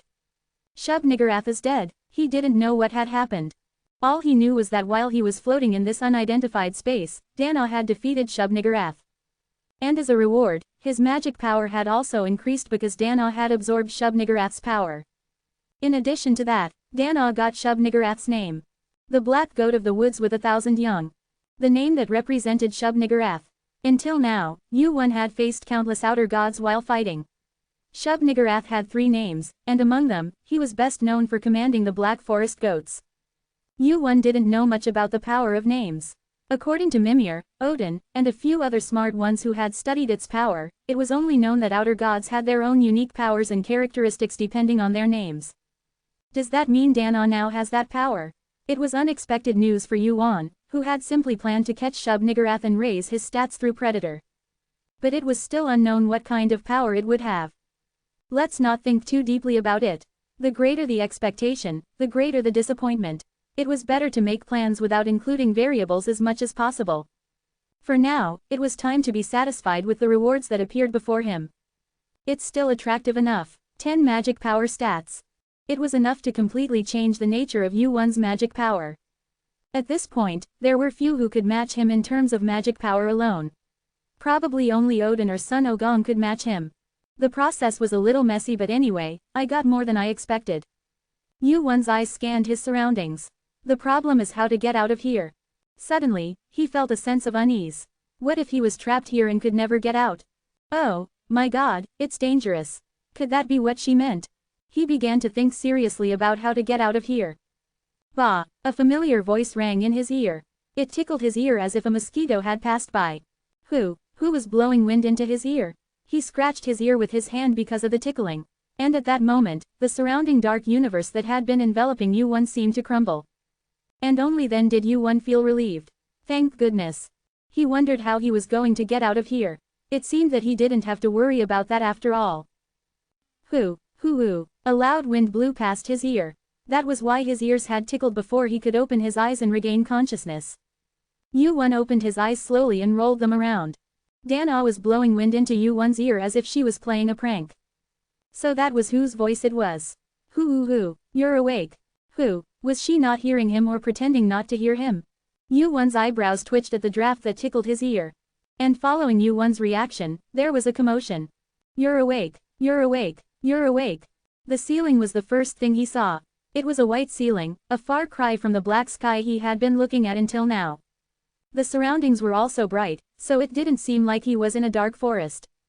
This is comfortable. As his senses returned, Yu-won checked the bed that was comfortably supporting his body in the interior of the room. And also, looks like you're okay since you're rolling your eyes around. Heracles, who was walking over with a large shadow.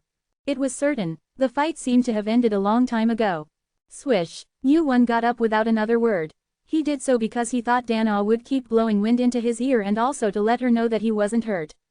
Stop it. Thwack. Yu-won ruffled Dan-Oh's hair and pressed her head down. Dan-Oh raised both arms as if to tell him to stop and wind. There were many people around, not just Dan-Oh and Heracles. It seemed like there were 5 or 6 people outside the slightly open door. Why are there so many people here? We thought you were dead. Dead? Who else are you talking about? Yuan wondered if it was possible at the answer that seemed so obvious. How long have I been here? It's been about 10 days. Maybe a little more. 10 days. He thought he had been somewhere like space, but that much time had passed. Yuan's spine was instantly covered in sweat. Even if he had been unconscious, he could tell how much time had passed, at least subjectively. He couldn't know exactly how many days, but he had a vague sense of it. But what about now? Yuan's subjective experience was only about 5 minutes. Yuan glanced at Dan Ah, who was struggling under his hand. When their eyes met, Dan Ah spoke as if telling him to look. Dan Jier. It was only one word, but the meaning was conveyed. Look, didn't I tell you I was dangerous? She seemed to be saying something like that. Fortunately, the result isn't bad. Yuan had a bewildered expression on his face that didn't match the sight before him. What on earth had happened? We don't know what happened either. Mimir, who was reading a book on the side, added to Yuan's expression. You suddenly disappeared, and that goat disappeared with you. When you showed up again, a small baby sheep's neck was rolling around on the floor. Mimir, who had finished his explanation, moved his gaze back to the book. I'm just saying, your face looks like you don't know what's going on. From the explanation, it seemed like he had been the one to take care of Shub-Niggurath. He probably had Dan Ah's help, but he couldn't remember the process. Can I just let this slide?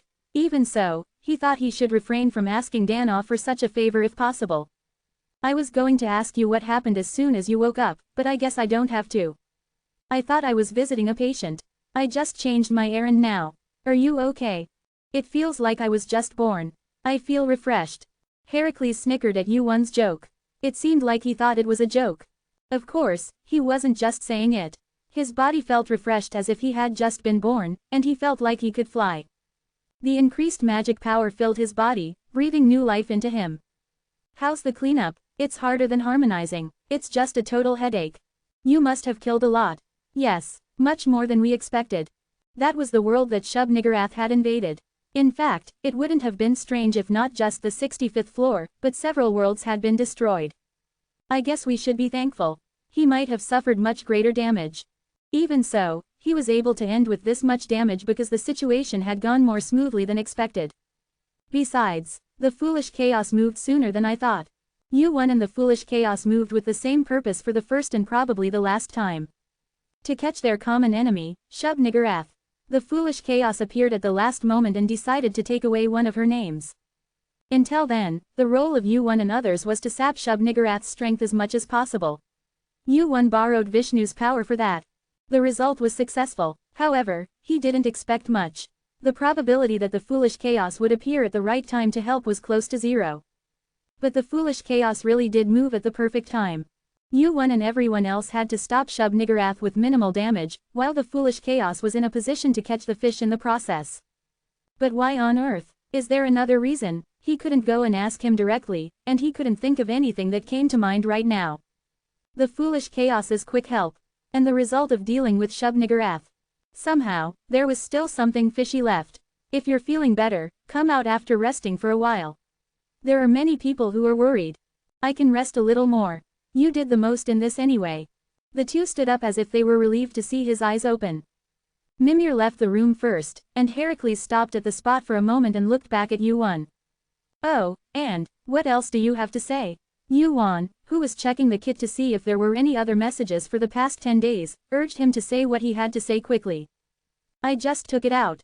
If you're not going to get up right away, check the rankings. The rankings have changed a lot this time. I'll get up right away. Ranking. It wasn't a very interesting story. Not only right now, but Yuan knew the rankings for the much more distant future. Also, Yuan had reached a higher ranking than he was now. Heracles shrugged his shoulders and left the room as he still reacted indifferently. Yuan had another reason for taking out the kit. Yuan's eyes lit up as he checked the kit. It's here, the message he had been waiting for. Several calls and dozens of messages were saved on the kit. Sun Ogong, hey, why aren't you answering? Sun Ogong, come to heaven right now. Help, Sun Ogong, help, hey. Opening square bracket, closing square bracket. All the messages were from Sun Ogong. There were dozens of messages because he must have been in a hurry. He seemed to have found heaven. But, so where is it? Among these many messages, there was not a single word about where heaven was. Chapter 451. It was the same after checking it again. There were 31 messages in total. None of them contained any clues about India. This idiot monkey who thinks he's a sage. Yuan tapped on the message while listing the words that Son Goku hated. He let out a sigh of frustration. Where is it? He sent the message to Kitro, but even after a few minutes, there was no reply. He wasn't someone who checked Kitro that often in the first place, and the content was urgent, so it seemed like the situation was dire at the time. Yuan gave up on waiting for a reply from Son Goku and contacted someone else. What do you call it? The first thing that came to mind was a title. After thinking for a moment, Yuan felt like it was time to ask and tapped on Kitro's message. He stood up. I don't have time to breathe. Father. Yuan put Dana on his shoulder. He still had some questions, but he thought he should move first. I'll talk to you later. An emergency had been declared in the martial world. The 10th floor. A world made up of 100 floors, the lowest level of the tower. A giant had come to this world that was peaceful but weak. Thud, thud, thud. Boom, boom, boom. A presence that made even the tall mountains feel small. The heavenly demon cult couldn't do anything to him even though he had dared to set foot on the heavenly mountain without permission. It was partly because the heavenly demon cult had merged with the Murim alliance, and half of its power had left the heavenly demon cult. A monster has come. Quan Qianju and Peng Bek Rim gulped as they watched the red-haired giant walking towards them. As warriors of the heavenly demon cult, it was natural for them to want to challenge the strong. In fact, Peng Bek Rim had always wanted to fight the heavenly demon. But the man in front of him didn't even give him that hope. It felt like he was facing death itself. Boom! At the center of the heavenly demon cult. Diablo appeared before the heavenly demon, Qian Mu Jin. What's all the commotion? Qian Mu Jin, who had been resting his chin on his hand and lost in thought, slowly opened his eyes. Diablo's appearance was enough to make the quiet heavenly mountain noisy. Diablo. He was at the peak of demons, a being who could fight the entire heavenly demon cult by himself. Even Qian Mu Jin, who was called the god of the heavenly demon cult, couldn't do anything about him. I just came for a walk. What's the commotion? Your presence itself is a commotion. Are my footsteps that loud? The children are trembling. They're just so scared, gosh. Diablo clicked his tongue as if he found it pathetic. His red eyes soon turned to Qian Mu Jin. Are you like that too? I know you're not here as an enemy. You're quick to catch on. There was no fighting spirit in Diablo. His eyes were filled with seriousness, as if he had something important to ask, but it didn't seem like he was here to fight. More than anything, there was no reason for Diablo to come down to this distant lower floor and kill humans at this time. I'm here to ask you a favor. What favor? I want you to tell me about your martial arts. Martial arts? I heard that Asura was also from this world. So was Indra. It wasn't hard to understand. Diablo was a strong man recognized by everyone in the tower, but this incident had greatly damaged his pride in his abilities. He had lost the fight against Shub-Niggurath, and even after preparing his next move, it hadn't helped at all. That's why, for the first time, he became interested in something called martial arts. However, the problem was that this was the heavenly demon cult, and the opponent was Qian Mu Jin, the heavenly demon of the heavenly demon cult. If that's the case, why don't you go find Asura? Qian Mu Jin's martial arts weren't something that could be taught to anyone. Like how Yuan had obtained the heavenly demon's tome, one had to pass the heavenly demon cult's test to properly learn Qian Mu Jin's martial arts. But Diablo was asking Qian Mu Jin to just give him his martial arts. Just because you're strong doesn't mean you're a good teacher. It doesn't seem like you'd be a good disciple either. The gazes of the two met in the air. Diablo realized that Qian Mu Jin did not like him and sat down. I don't know. If you don't accept me, I'll just squat here. Ha! Qian Mu Jin sighed. After thinking for a while, he opened his mouth. How about this? Walking through the corridor of Valhalla Castle, Wuan stopped for a moment and looked out the window. The sky, which had turned black by Shub-Niggurath, had regained its blue color. Closing his eyes for a moment and listening to the wind coming in from outside the window, he heard voices. Daddy, Daddy, he went to a good place. My son. Why is the world punishing us like this? The world. Is your brother okay? The third one is dead. The third one. That's good. What do you mean, that's good? My wife, daughter, and son are all dead. It had already been 10 days since the battle was over. But the world was still crying. After a quick search with Kit, it seemed that 40% of the residents living on the 65th floor had died. Woo-won continued to listen to the screams. It was too late, but he had to listen. The sounds that he had forgotten as time passed while returning to the past. He had to go all the way to prevent these sounds from happening again. What are you doing here? Someone spoke to him, and the sound carried by the wind was buried. Opening his eyes and looking next to him, Brunhilde was approaching Woo-won as she passed by. Odin is waiting for you. Me, I heard that you woke up. Then tell him to come here himself. He visited you several times while you were sleeping. You're a benefactor for not waking up. Woo-won looked at Brunhilde, wondering what she meant. Her way of speaking and the expression, benefactor, were much more polite than before. Maybe his expression showed his doubts. Brunhilde added on to clear Woo-won's doubts. This was a battle where not only Valhalla, but all of Asgard almost perished. The benefactor deserves much credit for being able to stop it at this point. So you're calling me a benefactor because of that? You were listening to the screams of the people. Woo-won was startled by the sudden question. He didn't think he would get caught. He hadn't used any magic, he had just concentrated on his hearing to listen to the sounds. Don't think that their deaths are your fault. Look at those you saved instead of the ones who died. Are you telling me to change my perspective? Sometimes, when you only do difficult things, you won't be able to do easy things. Changing your perspective, it's easy, but it's probably difficult for the benefactor. As she said that, the corners of Brunhilde's lips went up slightly. Over her eyes looking at Woo-won, she saw Odin's appearance when he was young. You will be able to become a great king. Her attitude was burdensomely polite. It meant that Woo-won's position in Asgard had risen that much. It was an unexpected meeting, but Brunhilde's advice was of great help to Woo-won. Let's go together. I was on my way to Odin anyway. Brunhilde was kind to Woo-won anyway. Very much so. But, with the message that had just arrived in Kit, Woo-won could no longer hang out with Brunhilde. That's perfect. Yes, I was going to contact Kit later, but you can tell them instead. What are you? I'm going. Please take care of the aftermath. Woo-won's figure disappeared before her eyes. And the voice remained in its place. Brunhilde came to her senses. She had fallen asleep standing up for a moment, or had she woken up? Woo-won had disappeared from that spot. Aftermath. A shadow passed over the castle wall of Valhalla Castle. Woo-won looked down at the city center below the castle that was far away. Maybe it was because he had heard Brunhilde's words, but his heart felt a little lighter than before. Think about those who are alive rather than those who are dead. It was strangely comforting. The guilt I felt for not being able to save everyone despite coming to do so was somewhat relieved. Originally, I would have at least said goodbye to Odin. No, I would have spent a little more time in the castle and thanked him for his kindness beyond just saying goodbye. However, in that short time, the situation had changed. Demon King Uma, come to the 99th floor for now. The message came from Demon King Uma, not from Monkey King.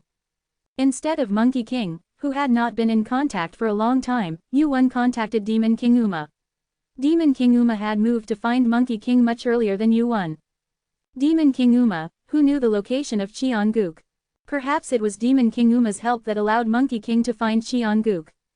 Since Monkey King's arrival in Cheonggook depended on Demon King Uma, was it all in vain at that time? Monkey King's search for Cheonggook did not take a day or two. He wanted to reach Cheonggook and find the Buddhist scriptures. It was the only way to remove the seal of the Kinko that tormented Monkey King's head and suppressed his powers. However, in the end, Monkey King failed to find the Buddhist scriptures, and the war with the Outer began in such an incomplete state. Heracles gained the power of lightning. He doesn't seem to be able to use that power completely as his own yet, but Heracles using lightning. As the image of him with golden currents flowing through his body came to mind, Woo-won suddenly became curious about the rankings. If what Zeus said is true, that appearance is the real Heracles. Woo-won stopped while running and searched the rankings through the kit. He didn't need anything else.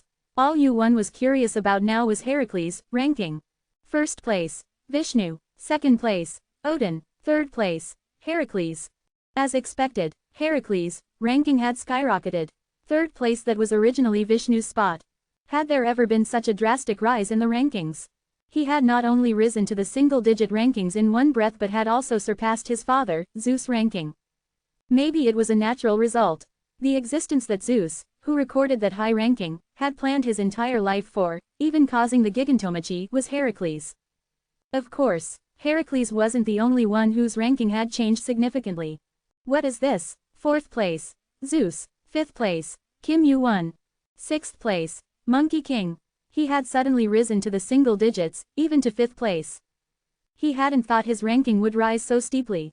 In the first place, Yu-won's activities were mostly behind the scenes rather than direct. Nevertheless, did my ranking rise this much because of Dan Ah? He had fought quite well. It wasn't a ranking that he could have achieved just from that. Even if Heracles had shown his true power using lightning, his own rise in the rankings was a bit difficult to accept. Nevertheless, the first thought Yu-won had when he saw this ranking was, I'm one step higher than Monkey King. He thought he could tease Monkey King when he met him again. In his previous life, Yu-won's ranking had never been higher than Monkey King's, so if they met again, he would surely jump up. Saying that the rankings were wrong somewhere. The 99th floor. Yu-won stopped and looked around the castle. It was quite a distance from the 65th floor to the 99th floor. He could go up the normal way, but he wanted to hurry as much as possible because he didn't know what the situation was. There was no need to use the Wankunjang. If the person he was looking for was still here, he would surely catch their eye. And as expected, they were still here, in the middle of Valhalla's bustling downtown. Rumble, rumble, the siblings Apollo and Artemis, who were pulling a large and noisy carriage, were seen. Chapter 452. In the heart of Valhalla, chaos broke loose. Apollo, a handsome man with golden orange hair, was half kneeling on the floor with a pale face. Ha, ha ha ha, at the incident that had unfolded in an instant, Apollo let out a hollow laugh. He couldn't help it, that was because his precious vehicle, that he always took with him wherever he went had disappeared. No, to be exact. I'll give it back to you when I'm done. This is the rental fee. It would be more accurate to say that it had been robbed. Apollo, who wore an expression of injustice, checked the rental fee that Yuan had given him. 10 million P. 10 million points. No matter how great the Sun Chariot was, it was more than enough as a rental fee since he wasn't selling it.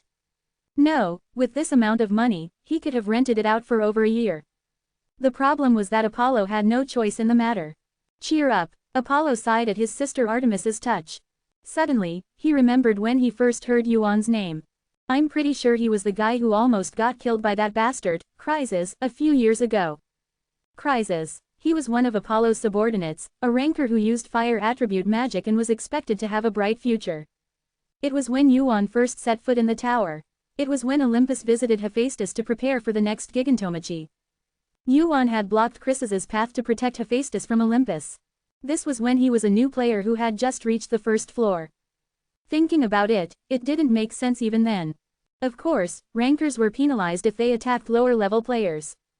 It wouldn't matter if they were only a few floors apart, but the difference between the first and 100th floors was enormous.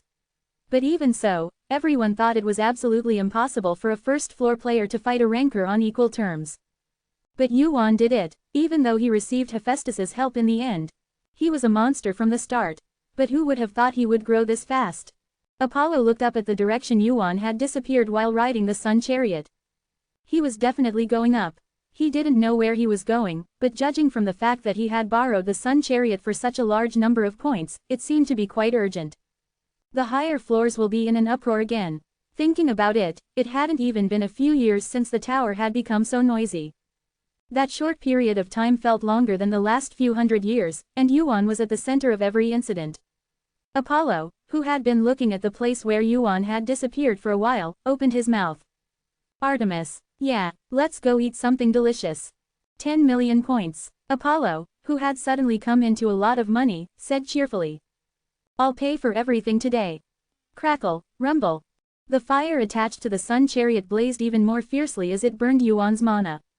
The Sun Chariot was known to be one of the fastest modes of transportation in the tower. It was one of Hephaestus's masterpieces. The Sun Chariot itself was fast, but the speed could be increased depending on how strong the user's flames were. And the Sun Chariot, which was sucking Yuan's mana, was running at a faster speed than ever before. Heart of Fire supplies flames to the Sun Chariot. Speed is increasing. Speed is increasing. If Surtur had heard this message, he might have jumped out of his grave. He had spent a long time gathering the flames of Muspelheim and had barely managed to create the Heart of Fire, which was now being used as fuel for the Sun Chariot. Of course, at this moment, Yuan didn't have a single thought about Surtur. Did I go a bit too far? It wasn't that he didn't feel bad at all. No matter how many points he had paid, it was true that he had semi-forcefully borrowed the sun chariot. Yuan hurried along, thinking that he would have to apologize properly when they met again. Hercules and Hargan sat facing each other. The tavern was packed with people, but it was so quiet that you could even hear a pin drop. The reason the drinking customers were so quiet was because of Hercules and Hargan, who were drinking without saying a word. Thud, Hercules slammed his bottle down on the table. He had set it down gently, but the bottle cracked. Hercules frowned for a moment, thinking that he had failed to control his strength again, and then shook the empty bottle. Can I have another bottle? Yes, sir. Coming up. The alcohol came out quickly.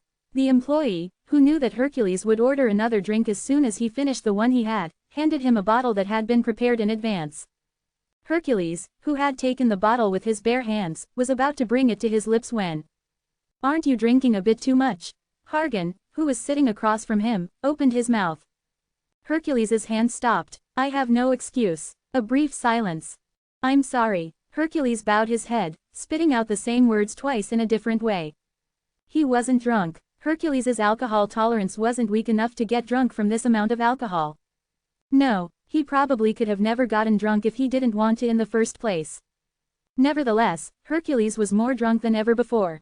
With regret. What are you so sorry for? Because I took something that belonged to you. But you said it belonged to you, Hung. It was planned that way from the beginning. How could that be? Just because father planned it that way doesn't mean we have to live according to that fate. It was your choice to give me the thunderbolt. Thank you for thinking that way. Harkan laughed lightly as he said that. While Heracles had been drinking alone the whole time, Harkan raised his own bottle and toasted with him. Clank. There was a clear sound as the bottles clinked. That was when the heavy atmosphere in the tavern lightened up. The tavern became noisy. Harkan grinned and wiped the alcohol from his lips with the back of his hand. It seems like everyone's been watching us. That's right. So, please take your time, a little.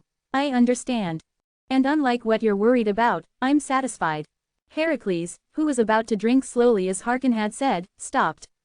Satisfied? He must have had all his thunderbolt powers taken away, so what could he be satisfied about? For now, haven't I become close with Hung like this? Hung was my idol. Don't be satisfied with that. We would have become close at some point, even without this method. Is that so? Harkan was smiling emptily with the same expression as usual. Heracles looked puzzled at Harkan's response. Harkan had the goal of becoming the king of Olympus in the future. And for Harkan, the thunderbolt was a power that he absolutely needed to achieve his goal. He had lost it, so he thought he would definitely be frustrated, but he was responding like this. Actually, I think the same way. If I had just become close with Hung, I would have been quite depressed. Harkan made a playful expression. His face didn't seem much different than usual. Actually, there's some left. Some left. What? The thunderbolt. Heracles' eyes widened. To the question in his eyes of how, Harkan answered bashfully. It's not all that's left. But maybe because I had it for so long, or maybe because the roots were left behind and passed down. Some of it is still left. Thud, the fist that had been on the table clenched. It was an action that made him feel determined. So you can become as strong as before. No. And toward that Harkan, you'll become stronger than before. Heracles, who had finished the rest of his drink, said decisively. Because I'll make you that way. Snick, the corners of Harkan's mouth went up. I've been waiting for those words. Rumble, flutter. The rapidly charging sun chariot stopped briefly in the sky.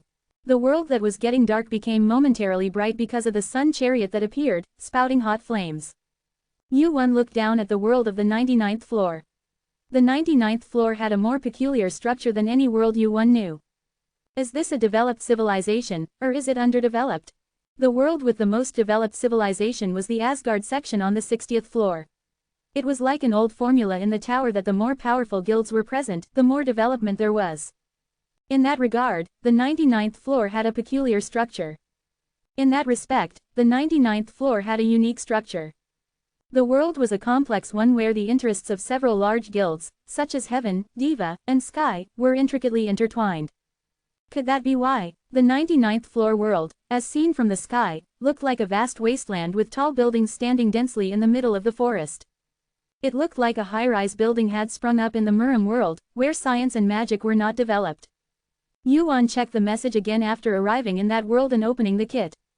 Horse King, come to the end of the world on the 99th floor. The direction is northwest.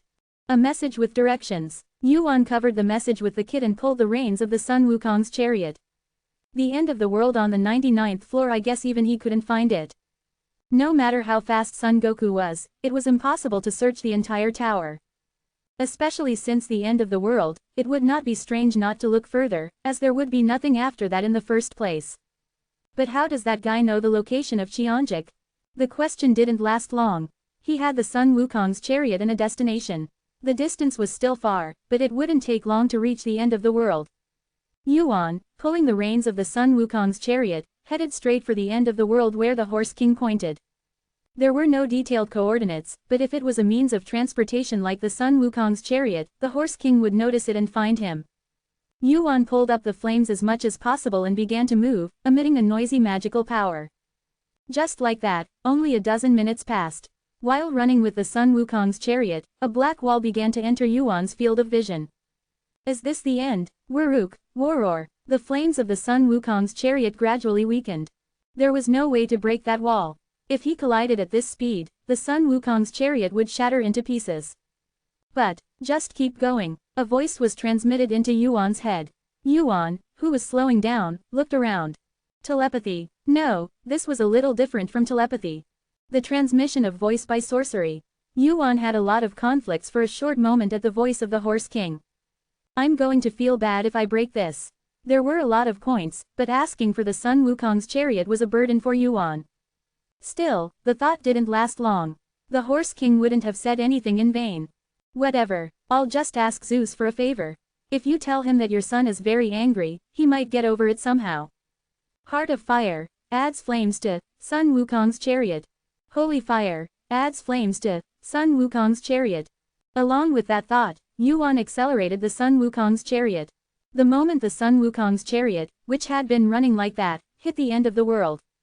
Waik, the world Yuan saw changed. Chapter 453. Who would have known that there would be another world beyond the end of the world? The wall did not break. No, it did not even receive a scratch. It was an absolute boundary that could not be broken, and it was not a material concept that could be broken in the first place. Literally the end. There is nothing beyond it, so it cannot be broken or crossed. Everyone in the world knew that. Of course, the outside exists. One day, the outer, who overturned everyone's expectations, appeared and broke the wall. The foolish chaos that came over from the outside had already been wandering around the tower for a long time.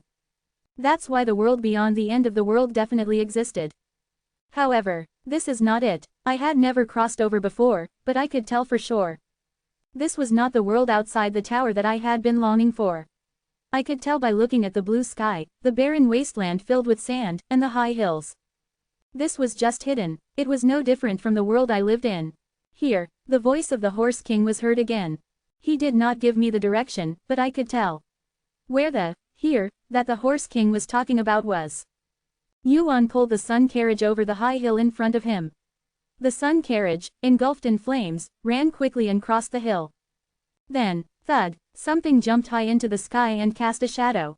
The next moment, it landed quickly on the sun carriage that was moving fast. Kuwang, the sun carriage tilted to one side for a moment. Yuan quickly balanced the sun carriage by raising the flames on one side, preventing it from crashing. To see you appear so boisterously, it seems like you have something quite urgent. Yuan looked at the tall man who had appeared out of nowhere and smiled faintly. Hyungnim, sorry, come up here. Yuan checked his appearance first. His clothes were torn, and there were 3 long scars on his cheek. They were almost healed now, but they must have been quite large wounds at first. It seems like something happened. It did. Where did Ogong go? That guy is. Gurgle. A loud noise came from the Horse King's stomach. It was impossible for such a sound to come out after starving for a day or two. I thought it was unlikely, but the Horse King seemed really hungry. He was not as gluttonous as Sun Ogong, but the amount he ate was no less. He was the Horse King. Ha. The Horse King laughed awkwardly. He pointed to the village overlooking the sun carriage beyond the hill and asked, "How about we eat first?" Strangely enough, there was a village beyond the wall. It was not as developed as the 99th floor of the world, with tall buildings and culture and civilization, but it was still a village with a fair amount of variety. Swish. The Horse King tore at the meat. Although it was just a whole pig roasted without even a pinch of salt, the Horse King ate it with great relish. Gulp, gulp, he drank the takju coolly and quenched his thirst. It was amazing how a whole pig, about the size of his torso, could fit into his stomach. He must have been so hungry. Thud, rumble, I think I'll live a little longer now. The Horse King leaned against the wall, smiling with satisfaction. Somehow, Sun Ogong's face overlapped with the Horse King's. I think I know why the two of them became close. Both of them were quite the eaters. I even thought that maybe the two of them became close while eating. After waiting for the Horse King to finish his meal, Yuan opened his mouth for the first time. Have you been starving? I didn't have time to eat. Surely you couldn't have really not had time to eat. I kept fighting. Fighting? With whom? Yuan's gaze turned to the wounds on the Horse King's face. Upon closer inspection, it looked more like a scratch from a long, sharp claw than a cut from a knife. Are you talking about these wounds? Yes, who did this to you? I got them from Ogong. Yuan's hand, which was pouring water instead of alcohol, stopped. As the water overflowed from the cup, Yuan hurriedly tilted his hand and removed the water bottle. The Ox King's words were that disconcerting. What do you mean? I guess you're surprised. Of course, I almost died, despite how I look. The Ox King raised his hand and stroked his cheek. 3 scratch marks. Whenever he touched this wound that wouldn't heal easily, the Ox King continued to remember that fight. It was at the hands of my brother, who was the only one other than me. On top of a high mountain, there was an abandoned, old, and dilapidated temple. It was a temple that wouldn't be strange if it collapsed at any moment, but now there was almost nothing left of its form. The only things left intact in the collapsed temple were the main hall where the Buddha was enshrined and the temple's one-pillar gate. Og! A scream rang out from inside the main hall. The ground around the main hall cracked as the scream shook the mountain. In the center of the main hall, thud, thud, Sun Wukong was sitting with his head in his hands. He repeatedly slammed his head against the floor with all his might, struggling to escape the headache. Aha! Clack, clack, he scratched the floor with his long fingernails. Sun Wukong's eyes flashed golden as the events of a short while ago ran through his mind like a movie. The moment he got his hands on the scripture in the center of the main hall, and the seal of the headband was finally released. Sun Wukong lost his mind and turned around, swinging his hand at the Ox King. Bam! Splurt! Blood spurted from the Ox King's cheek. The surprised Ox King hurriedly stepped back and looked at Sun Wukong. What's wrong with you? Rumble. Sun Wukong bared his teeth. He couldn't contain the boiling anger, the desire to see blood. He lost his mind and was possessed by something. His mind went blank. Bam, bam, thud, thud, Sun Wukong ran at him, swinging his claws. The Ox King, blocking Sun Wukong's attacks, pulled out his Rui Jingu Bang. Their fight continued for nearly 10 days. He tried to hold on to his consciousness and stop the attack, but he couldn't do as he wished. Before he knew it, his consciousness disappeared, and the world turned white. That's how he had regained a little bit of consciousness just now. Thud! Sun Wukong slammed his head on the floor again with the unbearable pain of the headband tightening around his head. Bam! Whung! The main hall didn't collapse. It was the mountain where the main hall was built that shook. Everything in the temple was destroyed by the fight between Sun Wukong and the Ox King, but only this main hall remained. Thud! He bit his lip as he slammed his head on the ground to find his sanity. Hey Ave and Li, no matter how hard he tried to remember, he could remember how the fight started, but he couldn't remember the end. Why was he back in this scripture, and what happened to the Ox King in the end? As he searched through his forgotten memories. Thud! Once again, the headband around Sun Wukong's head began to rampage. Og. Quote. Yuan, who had heard the story, closed his eyes for a moment. He had never thought of such a case. He thought that if he just found Heavenly Court, all the problems would be solved. That was a one-on-one fight. Wukong and I fought against the headband. The headband and, who put the headband on Sun Wukong's head? Sun Wukong had never given an answer to that. He remembered the headband, but he didn't know who had put it on him. I heard that you know, Hung. The one who put on the headband. Yes, there was a ranker named Subhuti who was older than me. There are no records of him left now. Why did he put the headband on his head? It was because of the power that grew as he grew. He was also a demon by birth. However, he was a demon much stronger than me. Stronger than you, but weaker than you back then, right? But probably by the time here's 100, he'll bemuk stronger than me. That kitty still to say okay's really something else. At 100 years old, he'd surpass Uma Wong. It was hard to believe even after hearing it. Butonde, this guy named Sabori Josa showed up and put the golden hoe upon Wukong's head. It was like a dog collar. The guy who could have been a great monster suddenly became a powerless monkey. Do I believe this? This story just didn't seem real. The Sun Wukong that Yu-Wan remembers was more talented than anyone else. Even before Yu-Wan showed up, he had been clearing each floor's test with the highest scores and was well known. He had even defeated Chimera Maker, the ranker who was overseeing the 50th floor's test at the time, when he had reached the 50th floor. But Uma Wang called Sun Wukong, who was like that, a powerless monkey. Why, you don't believe me? Yes, I guess. I understand. You can't help it because of what he's done. Yu-Wan shook his head. He said that, but in reality, he couldn't help but believe it. There was no reason for Uma Wang, who cared for Sun Wukong more than anyone else, to lie about him. Anyway, it's a big problem. Right now, he's somehow holding on, but I don't know what'll happen later. What are you going to do, Hyungnim? What else can I do? I have no choice but to take the Dharma back from him and strengthen the seal on the golden hoop. That meant it was all for naught. Did Sun Wukong really find the Dharma for that? Did this Sabori Josa guy put the golden hoop on Sun Wukong's head because he was worried about him? At Uma Wang's words, Yu-Wan took out his kit. Sun Wukong's text seemed urgent. Yu-Wan showed it to Uma Wang. Were you with Hyungnim when this guy sent this? No, this is the first time I'm seeing this text. Is that so? Was this text really from right after he found the Dharma and the seal was released? He felt uneasy. He suddenly wanted to check something else. Excuse me for a moment. Excuse you. Uma Wang wondered what Yu-Wan was going to do, but then he looked into his eyes and muttered in surprise. Foresight. His pupils had turned gold. Through those eyes, Yu-Wan began to see the future. Is this it? In the middle of nowhere, Yu-Wan saw Uma Wang's back in front of him. He was climbing somewhere. It was a tall and wide mountain with no peak in sight. Thud, thud. As he climbed up, the first thing he saw was a wide and tall iljuman, one pillar gate to his left and right. Sun Wukong is up there. Yu-Wan was following Uma Wang to where Sun Wukong was. He didn't know the details. But after seeing this scene, it was clear that they would once again go to find Sun Wukong. So we'll get there eventually. He had used foresight to see what would happen in the future. And on the other hand, he wanted to see Sun Wukong a little earlier.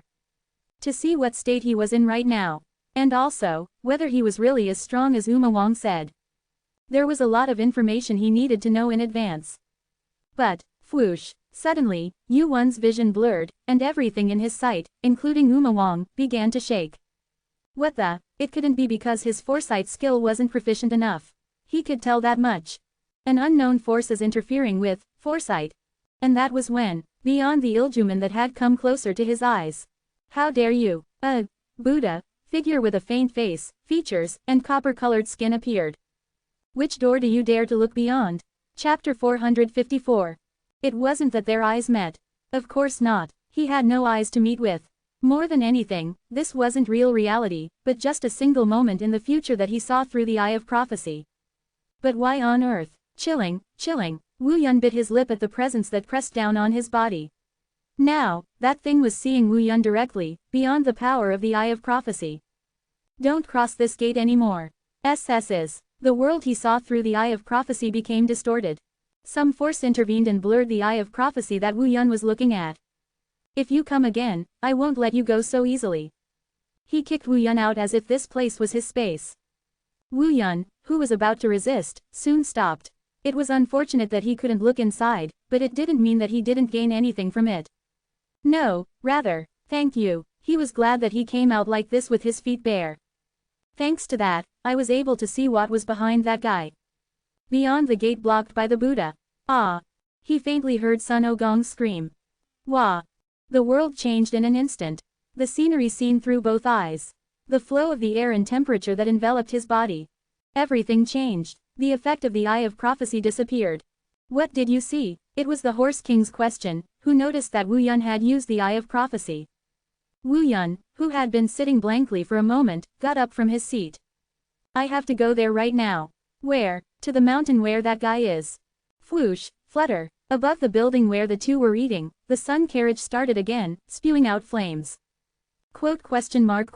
The Horse King wondered what was going on, but he followed Wu Yun and got on the sun carriage. The sun carriage, which had started in an instant, quickly began to move at a fast speed. The Horse King, who didn't know the situation properly, immediately pointed his finger in a direction. It's that way, then I'll go straight there. Be careful not to fall. Don't worry about that and tell me now. Why are you moving so suddenly? At the Horse King's urging, Wu Yun answered without turning off the sun carriage's fire. It wasn't something like a monster. What, isn't that right? Because he was a ranker who was active during my time. There's something behind it, someone with a bald head and copper-colored skin. Did you see it with your eyes? Yes, he intervened in the prophecy to prevent Yuan from seeing Sun Ogong. It may be just a guess with little basis for now. He's trying to take over Sun Ogong's body. Yes, Yuan didn't know who he was either. However, he guessed that he might be an ancient high ranker from a long time ago when the rankings disappeared. The only reason he could guess that far was because Yuan couldn't think of a high ranker who could make Sun Ogong like that. If he's a high ranker who's that old, and if he's dead now. There was only one reason why he could think of why he was after Sun Ogong. He must be dreaming of resurrection. Yuan glanced down at the back of his hand. The ring on his right hand. The moment he found it, a thought crossed Yuan's mind. It can't hurt to check. Woo, light poured out of the ring on his right hand. The light that flowed out in gold, black, and blue enveloped Yuan. For a moment, Yuan felt as if his body was floating, and his mind was sucked into the heart of Uranus. Click, the first thing that greeted Yuan was the sound of a teacup being put down. A man sitting alone in a chair in the middle of all the white. He was the owner of the cold ring, Uranus. You must be bored. Well, what else can I do here? Sip on non-existent tea, reminiscing about the taste of tea I drank so long ago. This place was a space that didn't physically exist. It was a virtual world artificially created by the soul of Uranus, who was embedded in the ring. Of course, the tea he was drinking didn't exist either. Uranus had been spending his time here, bored like this, for a long time. Sip. Yuan walked up to Uranus and sat down across from him. Do you know why I'm here? Uranus nodded. In this extremely boring place, his only pleasure was watching Yuan's life as he worked outside. Are you here to ask about Sutgatup? Is that guy's name Sutgatup? That's not his real name. That's just what he's called. How do you know him? He was a ranker who was active during my time. Uranus's time. He was a ranker from an even earlier generation than the living ancient high rankers, the demon king of the sixth heaven and Odin. Naturally, for Yuan, who had become a ranker the latest among the current rankers, he was a truly distant existence. But this Shakyamuni guy was a ranker from the same time as Uranus. Then how many years has it been? He wondered if it might be the same as Uranus being here. Uranus. He had split his heart into three and left it in the world. Shakyamuni was not much different. He dreamed of resurrecting through Sun Ogong. Demon king of the sixth heaven, it seems that kid has been properly caught by that bastard, Tathagata. To think he'd remember that Subhudi's investigation leaked the location of heaven. Uranus laughed as if it were funny. What kind of guy is Tathagata? A righteous guy. Righteous. Yeah, he loves and respects humans very much. He doesn't easily kill small things like ants or grass if it's not necessary. Yuan's eyebrows twitched at Uranus's explanation. It was a completely different explanation from the atmosphere of Shakyamuni that he had just seen in his foresight. Furthermore, he was even planning to take Sun Ogong's body using Jingu Bang. That Shakyamuni had such a benevolent nature. And also. But as if it couldn't be helped. That guy really hates monsters. Even just hearing about them makes him grind his teeth. Monsters. I don't know about now, but back in my day, monsters were like monsters that would recklessly kill and eat humans. They are the only group that Shakyamuni truly detests. Yuan nodded, finally convinced by the explanation. If that was the reason, then it made sense for him to try to take Sun Ogong's body. Anyway, there would be no guilt in taking the body of a monster that he would have killed anyway. What should I watch out for when fighting him? Well, I don't know how helpful the story I'm about to tell you will be. I don't know much about that guy, and he's dead anyway, and now he's in Jiqian's body. Even a rough idea is fine. Tell me anything, huh? Uranus remained silent for a moment, fiddling with his teacup as if recalling something from long ago. Like that, several minutes passed. Uranus, who had been thinking about Syoga Tathagata for a moment, opened his mouth. Do you know the Shaolin Temple of the Murim world? The Shaolin Temple, of course he knew. The 10th floor's trial was to pass the trials of each sect of the Murim world. Each player worked hard to learn even a little bit of martial arts that would help them there. And the Shaolin Temple was one of the most famous sects in the Murim world along with Namgung Sega. Among the sects commonly known as the 9 sects and 1 faction, the Shaolin Temple was considered the best. The martial arts of the Shaolin Temple are ultimately derived from Yoga Tathagata. The woman Jiang Munin may be just a child's play compared to Tathagata, but the general framework will be similar. The Shaolin Temple. Yuan thought about the martial arts of the Shaolin Temple. They fought using their fists and palms, and they had a knack for overpowering 1,000 pounds with the strength of 1 pound. He would have liked to visit the Shaolin Temple and study their martial arts to prepare for the trial, but it was difficult. Because he didn't have much time. Thank you. You're welcome. Uranus waved his hand as if to tell him to go quickly, and soon picked up his teacup, which was now full of warm tea again. Yuan nodded and disappeared from his seat, having received all the information he needed. Clang. Uranus took a sip of tea and looked up. I wonder. Up there. Yuan regained his senses and saw the mountain where the Tathagata was in the distance.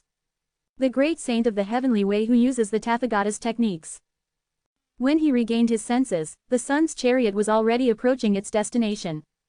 The horse king stood at the very front of the sun's chariot. Even though the wind was blowing quite hard, he stared at the mountain without blinking an eye. Are you awake? Yuan nodded at the horse king's question without turning his head and approached him. The speed of the sun's chariot gradually decreased. There was no need to hurry as they approached their destination. Yuan looked at the mountain where Sun Ogong was said to be. His first impression was quite impressive. It's big.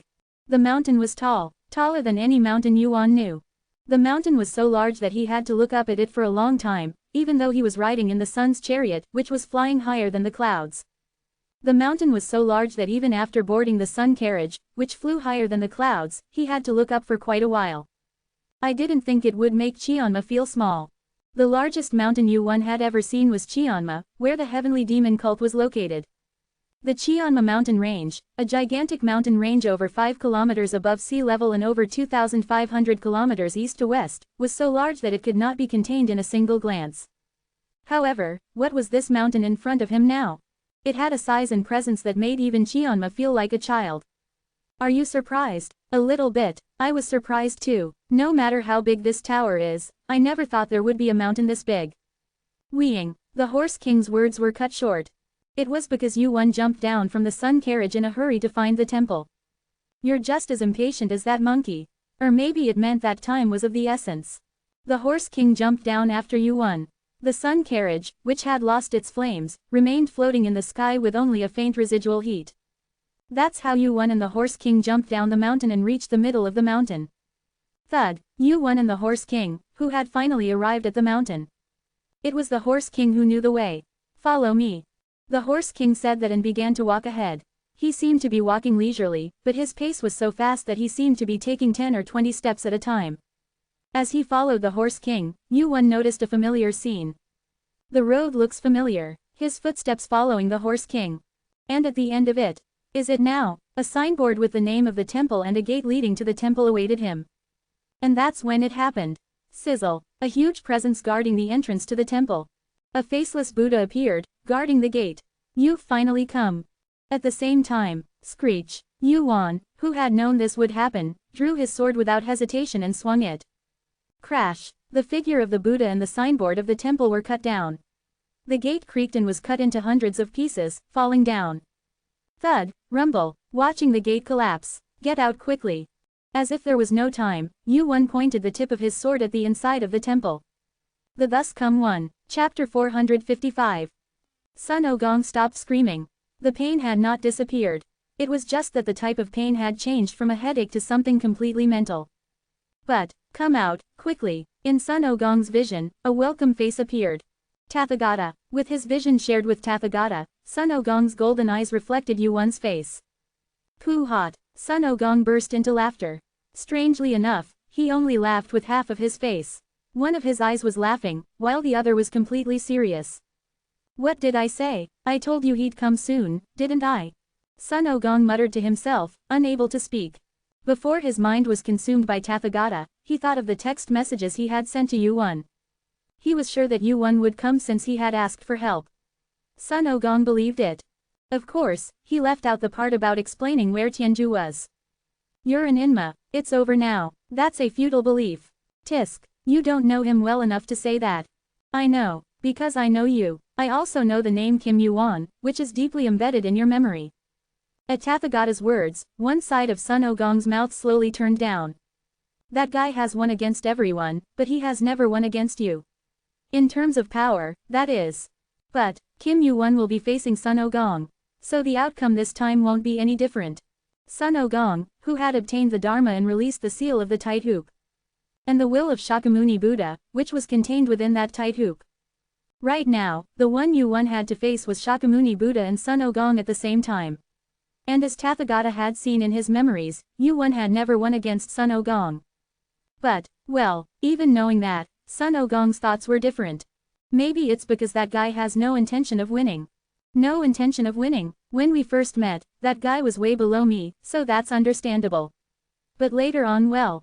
Questions that always came up whenever he fought Yuan. He's weaker than me, but he's a much smarter guy than me. Did Yuan really fight him without knowing that he would lose? Tathagata's words were not wrong. But Sun Ogong couldn't help but have expectations for this situation. Did Yuan really come here without any confidence that he could win? Thud. Yuan followed behind the Monkey King through the temple. No, to be exact, it was where the temple used to be. The temple the two were walking through was completely destroyed, the ground was turned upside down, and it was impossible to tell what it was originally used for. If it weren't for the main gate at the entrance, they wouldn't have known this was a temple. As they walked through the destroyed temple, is that the main building? Yuan noticed the only building that seemed to be intact. Unlike its surroundings, which were completely destroyed, the main building in the center of the temple didn't have a single scratch on it. This couldn't be a coincidence. Yuan stopped for a moment and asked, looking at the main building. What happened? It's sturdy. To put it simply, it meant that it didn't break no matter how much they fought. The Monkey King shrugged at Yuan's expression, which showed how absurd it was. Who would ask because they didn't know? The Monkey King said that his fight with Son Goku lasted nearly 10 days. In the process, everything around them was destroyed, but only one thing, the main building, remained intact. It was strange. Yuan stared at the main building for a moment. Why is that? Hyungnim. Yeah, please do me a favor. A favor? In this urgent situation? Yuan explained what he had in mind to the puzzled Monkey King, who then nodded after thinking for a moment. I got it. If that's the case. Even though he agreed, the Monkey King couldn't shake off his worries. Be careful. Don't worry. I'll win this time. Don't worry. Dana, who was hanging on his shoulder, raised her hand and mimicked Yuan's words. The Monkey King looked at Dana's actions as if they were cute, and gently patted her head with his big hand. Yeah, take good care of your youngest brother. Yeah, Dana patted Yuan's shoulder, urging him to hurry. Yuan grabbed Dana with one hand and put her down beside him. Normally, it would have been fine, but he couldn't fight while carrying Dana.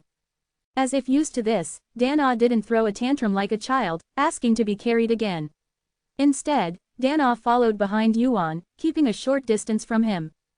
Creak. As Yuan opened the door to the main building. Be careful. Yuma Wang also turned his body in the opposite direction. Thud. The widely open temple door closed. It wasn't Yuan who closed it. As soon as he stepped inside, it closed on its own. Dan Peng. Worried about Dan Peng, who was following him a little behind, Yuan turned his head. Considering Dan Peng's pace, it would have been difficult for him to get inside before the door closed. However, strangely, Dan Peng was poking his head out from under Yuan's feet. Here, Yuan made a relieved expression at Dan Peng's cheerful words. Of course, Dan Peng would always come back no matter where or how he was dropped. Come to think of it, it was partly thanks to Dan Peng that he was able to defeat Shub-Niggurath. He only looked small and weak on the outside, but Dan Peng was someone he didn't need to worry about. Swish. After a while, Yuan turned his head and looked at Sun Ogong, who was sitting in front of the Buddha statue. Sun Ogong was clutching his head as if he had a splitting headache. The temple he was in was as large as a small playground. Flit. Before taking a step, Yuan first looked around the temple. Although it looked intact from the outside, it wasn't the same inside.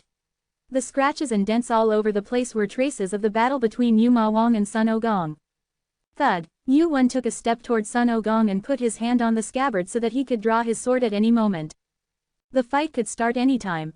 Yuan looked at Sun Ogong with burning red eyes. No, I told you to come out quickly. To be exact, he was talking to the Buddha. What are you doing hiding here? Flutter. Hua Jiam is harassing the unsealed Jiam Goa. The will of the Buddha has been discovered. Identifying the true nature of the Jiam Goa. The true nature of the Jiam Goa wrapped around Sun Ogong's head came into view. Yuan, who confirmed the identity of the Buddha who possessed Sun Ogong's body through the Jiam Goa, sighed as if he had expected it. The point is, after all, to take off the Jiam Goa. It wouldn't be easy to take off that Jiam Goa. That Sun Ogong had also worked hard to take off the Jiam Goa, but he couldn't shake it off in the end. The last method was to find the Buddhist scriptures in India, but it ended up like this. What are you thinking? Yuan's eyes narrowed at Sun Wukong's words. An unusual tone of voice. And his gaze. He could tell as soon as their eyes met. That wasn't Sun Wukong, it was a completely different being. What a great body, not to mention your qualities as a monster, you've even consumed half of the heavenly realm. Yuan smiled with satisfaction on Sun Wukong's face. Of course, he would be happy. Putting the headband on Sun Wukong's head, or maybe even before that, the work he had been preparing for a long time had come to fruition. Did you put the headband on him to prepare for today? If it were not for that, he would have become a crazy monster and gone on a rampage. Wouldn't it be better to dedicate his body to me than to live such a life? Well, thinking about the Demon King's words, it might not have been entirely wrong. In fact, the demonic power that Sun Wukong possessed was so strong that even the Demon King had a hard time handling it, so the headband might have played a role in clearing his mind. When Sun Wukong first obtained the Buddhist scriptures, he went crazy and went on a rampage. But now, the situation is different. What was in front of him now was not Sun Wukong, who had gone mad as a monster, but Satgatathagata, who had been sealed in the headband. It was a more difficult situation than expected. It would have been much easier to deal with if he had gone crazy. There's no point in talking too much. Yuan looked at the maple leaves that were stuck to his feet. Stay away. It's my turn now. Ababa, don't be stubborn. At Yuan's persuasion, Dana puffed out her cheeks and backed away from Yuan. The opponent was Satgatathagata, an ancient high ranker. Dana's role was the greatest when fighting against the outer gods. He didn't know what to expect now. Don't worry, I don't intend to kill unnecessarily unless it's a monster or a monster. And that goes for you, too, who drew your sword in front of me now. Sun Wukong's thumb and forefinger come together to form a circle. Yuan, who was possessed by Sun Wukong, moved his magic power, which had been exploding violently, as softly as possible. As if to show that he had no intention of killing you. You're as compassionate as they say. Creak, Wu Wen clenched his sword and let out a small sigh. I need to hurry. Instantly, regret flooded him. Regret that he should have fought with the Demon King. He didn't feel any particular strength from the Tathagata before his eyes. Even if the seal of the golden hoop was lifted, he should have felt several times more magical power than before, but the Tathagata was in perfect control of it. He was definitely not an easy opponent. You think too much. Snap, the Tathagata approaches. What does that circle mean? While Wu Wen was concentrating on the Tathagata's hand. Crash, Wu Wen's pupils blazed, and at the same time, Wu Wen's feet moved. But, screech, before he knew it, the distance between Wu Wen and the Tathagata had narrowed by one step. Buzz, the Tathagata's right hand reached out towards Wu Wen's chest. The circle made with his thumb and forefinger touched Wu Wen's chest over his heart. Pow, exclamation mark. Wu Wen's eyes widened as if they were about to tear at the shock of his heart being pierced. Wu Wen's body was pushed back and flew away. He endured the pain in his chest and barely supported his body by slamming his sword down on the floor. The distance widened like that. The blow just now is called the Avalokiteshvara palm. Despite the distance, the Tathagata was already behind Wu Wen. A move that was hard to follow even with Wan Jiamzheng. This is called Dharma crossing the river. I crossed the Yangtze River with this in the past. He talked a lot. There was no reason to wait. Swish. Splash. While the Tathagata uttered those words, Wu Wen's sword flew towards the golden hoop. It was a sword imbued with the power of lightning. It was a speed that even the highest-ranking high rankers would have difficulty following with their eyes. But, clack, the sword was caught between the Tathagata's fingers and stopped. As if he couldn't believe it. Wu Wen's pupils shook. This is called bare-handed sword catching. To put it simply, it's a blow that catches a sharp metal stick with bare hands. Swish, his other remaining hand, and this. Thud. The Tathagata's other hand touches Wu Wen's stomach. It's a technique called the 100-Step Divine Fist. Chapter 456. 100-Step Divine Fist. This technique, known to be from the Shaolin Temple, was famous for two reasons. One was that it could strike an enemy 100 paces away with a fist, and the other was that it concentrated the power to walk 100 paces in one blow. It was impossible to know which one was correct. This was because a ranker who could properly use the 100-step divine fist had never appeared before. However, thud, that 100-step divine fist was unleashed through Sun Ogong's fist. Zizing, to Yuan, it seemed to have only stretched out a span. However, its power was more powerful than any fist Yuan had ever faced. Quang, Yuan flew away and was slammed into the wall of the prayer hall. The solid wall of the prayer hall collapsed, and fragments fell to the floor with a clatter. Yuan lowered his body. Jirai, who had unleashed the 100-step divine fist, frowned as he clenched and unclenched his hand a few times. Strange, he didn't feel the sensation he expected from his fist. Something was definitely blocking his fist and his body. As expected, swish, Yuan, who had been slammed into the wall, slowly rose to his feet. A blue light emanated from Yuan's fingers as he caressed the spot where he had been hit by the 100-step divine fist with one hand. Blessing of the Sea has been equipped to your body. Blessing of the Sea has been destroyed. Whoosh, whoosh. The light emanating from the ring quickly disappeared. If he had been hit properly, all the bones in his body would have been crushed and his organs would have ruptured, but Yuan stood up completely unscathed. You blocked it. Jirai's gaze turned to his palm. The feeling that his fist had been blocked by something. And another one. And cut it. Red blood flowed down his fingers. He thought he had hit him, but his fist hadn't connected, and he thought he had blocked it, but Yuan's sword had cut his hand. The result was the complete opposite of what he had expected. Jirai clenched his fist tightly and looked at Yuan. It's not you who was hit, but me. Golden eyes that were not much different from before. Yuan, who was facing those eyes, looked down at his chest, which had been hit by the 100-step divine fist. If it weren't for my eyes, I would have been hit. He had no choice but to block it.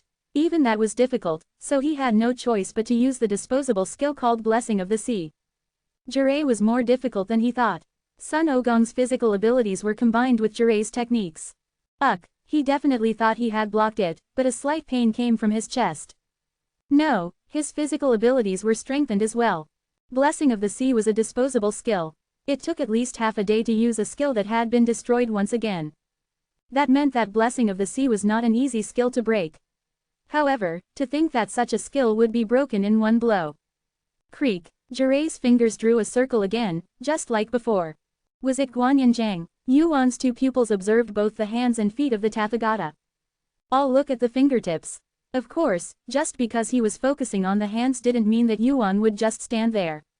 It was said that the best defense is a good offense. Yuan wasn't too happy about having to go through the same process as before. Even though the spirit and techniques are the Tathagata's, that guy's body is Son Goku's. He couldn't use fire. No matter how strong the flames were that he created using the Heart of Fire and the Holy Fire, Son Goku was someone who had endured the flames of the Bagua furnace or 8 trigrams furnace. Furthermore, he was even more physically complete now than he was back then. Then, for once, he would try imitating Heracles. Quirung, the electricity that shot out from Yuan's fingers wrapped around his body, creating a thunderous sound. His body, imbued with the properties of electricity, became even lighter, and conversely, it made it seem as if the world had slowed down. Chut-pat, Yuan's figure disappeared from its spot. The Tathagata, who had lost sight of Yuan for a moment, turned his body to the other side. And right after that, Guanyin Palm, he stretched out the circle that he had been holding in his hand and unleashed the Guanyin Palm once more. Zizing, as Yuan's sword and the Guanyin Palm clashed, electricity scattered in all directions. Unlike Yuan, who had moved a step faster, the Tathagata, who had not been able to find his center, staggered and was pushed back. Clack, clack, clack, clack. The Tathagata braced himself by pushing down on his heels. Once again, Yuan's figure disappeared from his sight. Chut-pat, he stretched out his other hand towards the presence he felt next to him. Whoosh, the Tathagata's hand swiped through the empty air. The moment his pupils shook slightly, he felt an ominous energy right above his head. Quarring, a blinding flash of electricity that momentarily caused the Tathagata to lose sight of everything. It felt as if a thunderclap had struck right above his head. Yuan, who had broken the Tathagata's stance with the tip of his sword, appeared right above his head, holding a thunderbolt in his hand. Just how fast was he? He, that's when it happened. An unpleasant sound of laughter rang out in his head. Ah, that's not how you do it. If it were me, I would have used the fire-eyed golden pupils to keep track of Yuan's movements. Son Goku, who had said that, continued to chatter noisily in his head. If it's too hard, should I fight in your place? It seems like I'd fight better than you. You're noisy. Why, are you getting mad? Earlier, when I was talking in your head, how? Along with Son Goku's laughter, the thunderbolt that Yuan was holding in his hand struck down on the Tathagata's head. Kwang! The thunderbolt struck with a deafening sound. The scale of the thunderbolt was large enough to fill the temple. If it had extended beyond the temple, it probably would have blown away a few of the mountain's peaks. Yuan, who had been moving quickly for a while, landed on the floor and stumbled a few times. When was the last time he had moved this fast? I'm out of my mind. As he began to gather his magical power with determination, his whole body was filled with strength. The difference that a 10-point gap in magical power made was that great. If Wu Yun hadn't come from the future, if he had never reached a realm like this before, he would have been drunk on the power and found it difficult to properly control his body. However, sensory field is activating. Fortunately, Wu Yun had several types of skills that allowed him to control his now fast body. If he couldn't control his speed, he could heighten his senses with sensory field. Instead of throwing spears like Zeus or releasing lightning directly like Hercules, he used the power to increase his destructive power and speed. Zeus and Hercules. Wu Yun used the styles of the two men appropriately. Close-range combat like Hercules. And like Zeus when throwing spears. Right now, he wasn't as good as either of them in both styles, but he thought he was doing quite well. But, crack, crack. As the golden waves gradually subsided due to the aftereffects of the lightning. Creak, creak, the figure of the Tathagata, who was standing with his arms crossed to protect his head, came into view. I didn't expect it to end with this. Even so, he didn't have a single burn. Jingle, jingle, I could tell what the Tathagata had just shown me without him having to explain it. Although I didn't know as much about martial arts as the rankers in the Murim world, I knew about some of the famous techniques. And if my guess was correct, indestructible Vajra. A Murim technique that momentarily makes the body as hard as steel. It was spread across the Tathagata's body. Creak, creak. Amidst the waves of golden lightning that Wu Yun had fired. Sniff. Wu Yun's nostrils, which had been breathing naturally, smelled a strange scent. And the moment that scent tickled his nostrils, the scenery around him changed. A lotus. Beautiful pink petals bloomed on the floor of the temple. They were blooming in a temple, not in a pond, and they were more beautiful than any lotus Wu Yun had ever seen. However, Wu Yun's eyes could see the thorns hidden within that beauty. He saw the near future through his precognition and stomped his foot on the ground. Bang, whoosh, heart of Uranus's summons, Tartarus. A jet-black darkness enveloped Wu Yun's body. And immediately after, the pink lotus petals that had bloomed throughout the temple flew towards Wu Yun. Flick, flick, flick. Screech. Tens of thousands, hundreds of millions of petals attacked Wu Yun's body. The lotus petals that touched the darkness emitted from Tartarus lost their power, wilted, and fell to the ground. The Tathagata, who had unfolded the indestructible Vajra, showed another technique. He looked at the darkness that had swallowed hundreds of millions of lotus petals and muttered. Thatwasharanas's thing, the power that blocked the 100 steps divine authority and the electricity that shone by Wu Wan, they all felt like a familiar power. However, seeing him borrow the power of Tartaros, it seemed almost certain. Itwafun, having crossed over an unknown period of time, have found remnants of the rankers who had been active in his time. This is strange. Uri made a puzzled expression. It's much stronger than what's in this monster's memory. It's been less than a year. The reason Uri didn't care much about Wu Wan's existence in the first place was because he knew his abilities through Sun Ogong's memories. He definitely had amazing potential and abilities, but it was only an expectation for a future that had not yet come. But now, what is this? Suddenly, Sun Ogong's words came to mind. Perhaps it's because that guy has no intention of winning. Not winning because he has no intention of winning. It was a story that was not easily understood. Above all, it was not convincing that he could become this strong so quickly. Kugong, cuckoo. It was then, in the Tartaros covered in lotus flowers. A single strand of darkness, darker than the darkness of Tartaros, appeared. No way, is he trying to counterattack from inside there? With a greater sense of crisis than before, Uri unfolded King Kong as indestructible, diamond indestructible once again. Near was an item comparable to Gingnur, and Wu Wan was activating it while hiding in the lotus flower and Tartaros. Thud, a single spear flew towards Uri's head. To be exact, it was towards the long scarf wrapped around his head. Even if he had unfolded King Kong as indestructible, diamond indestructible, it was quite a formidable blow to block. It couldn't be helped. Along with King Kong as indestructible, diamond indestructible, Yurai's hands unfolded air imported white people, empty hand, white blade once again. If he couldn't block it with his bare body, he intended to grab the flying spear with his hand. However, flash, the moment he caught near flying with his hand, a jet black light filled the auditorium. Kwaong. In an instant, everything in the auditorium disappeared. The world, which had turned black like a vast black universe, had not a single sound left. It was as if the world had stopped. But such a world was not eternal. Gradually, the darkness receded, and the scenery of the auditorium reappeared. The lotus flowers that had turned black and died. Yurai, who was standing in the middle of them, staggered. Thud, he knelt on one knee and touched the floor of the auditorium with his hand. The round hole in his palm was where Nier had pierced through. Fortunately, the long scarf was safe, but well, the outcome of who had gained from this confrontation was self-evident. What is this? Shuffle. Wu Wen walked towards Yurai. Looking down at Yurai, who was on one knee, Wu Wen looked at the long scarf wrapped around his head with a look of disappointment.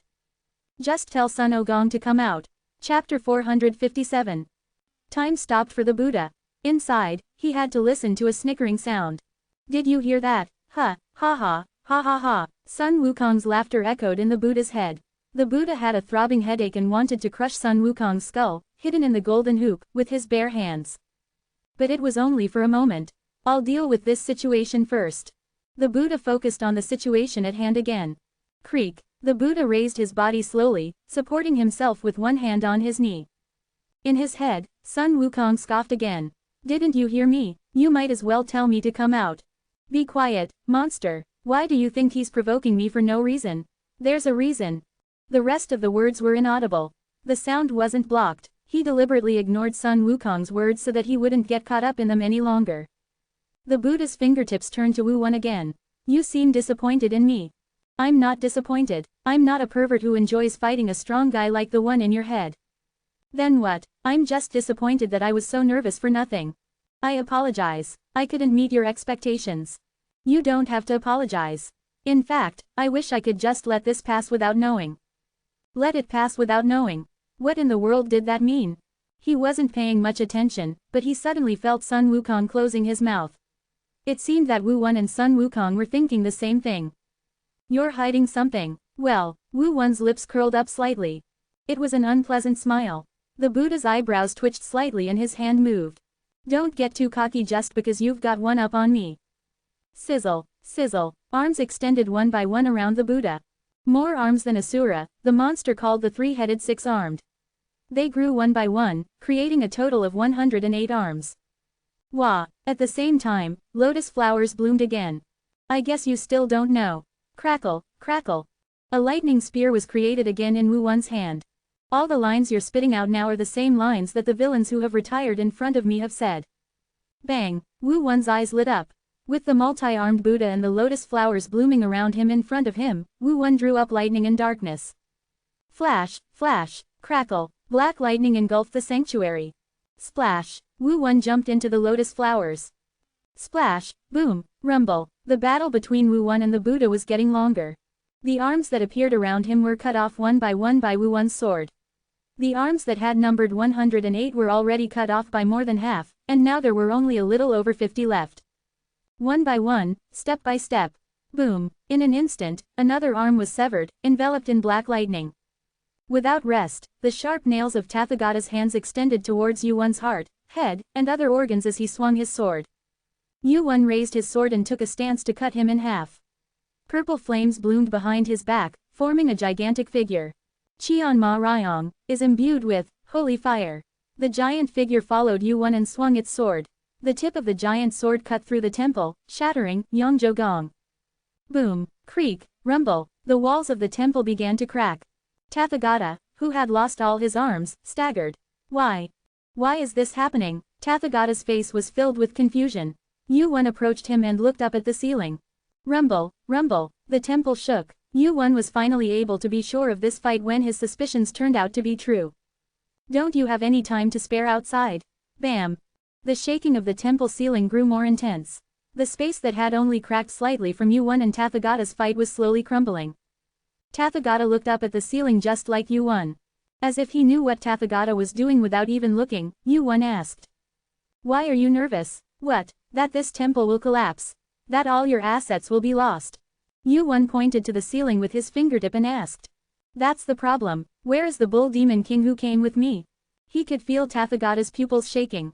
And then, bam, crash, the ceiling of the temple, which seemed like it would never break, collapsed and the bull demon king, wielding his Hanshogan, entered the temple. Boom, the temple shook as the bull demon king landed.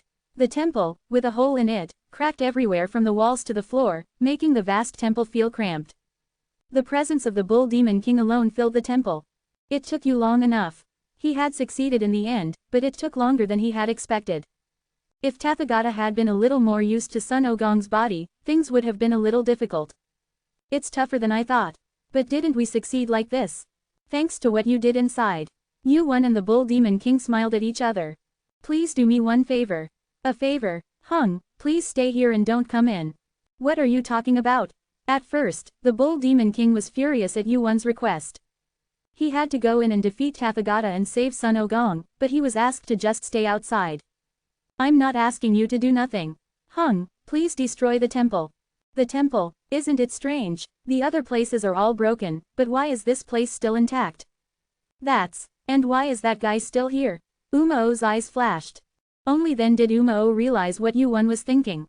If this Buddhist hall is a place related to Jiangoa, there's a good chance. If you look at how he's guarding this Buddhist hall and can't get out of it. But why not you, but me? Isn't your destructive power much better, brother? Feel free to smash it. Umao's power is comparable to Hercules. If he made up his mind and smashed it, there would probably be nothing in the world that he couldn't break. Okay, if that's the case. So Umao stayed outside and smashed the Buddhist hall. It was harder than I thought, so it took a while, but the result was as expected. Jigsaw. Yorei grabbed his head. It was the same action as Sun Ogong, who had wrapped his head around him to prevent Yorei from taking his body from the beginning. From the beginning the goal was the Buddhist hall. His head was aching as if it was going to break. Sun Ogong's voice grew louder and Yuan walked towards him. The tip of the sword was pointed at Yorei's head. To be exact, it was aimed at Sun Ogong's Jiangoa, which was worn on Yorei's head. If you had made Sun Ogong's spirit yours from the beginning, there would have been no reason to stay here any longer. There would have been no reason to disperse your mana to protect the Buddhist hall. In some ways, it was just a simple prediction. However, it was effective because it was simple. In this case, in most cases, no, 99 out of 100, it would be easier to break down what is protecting it first.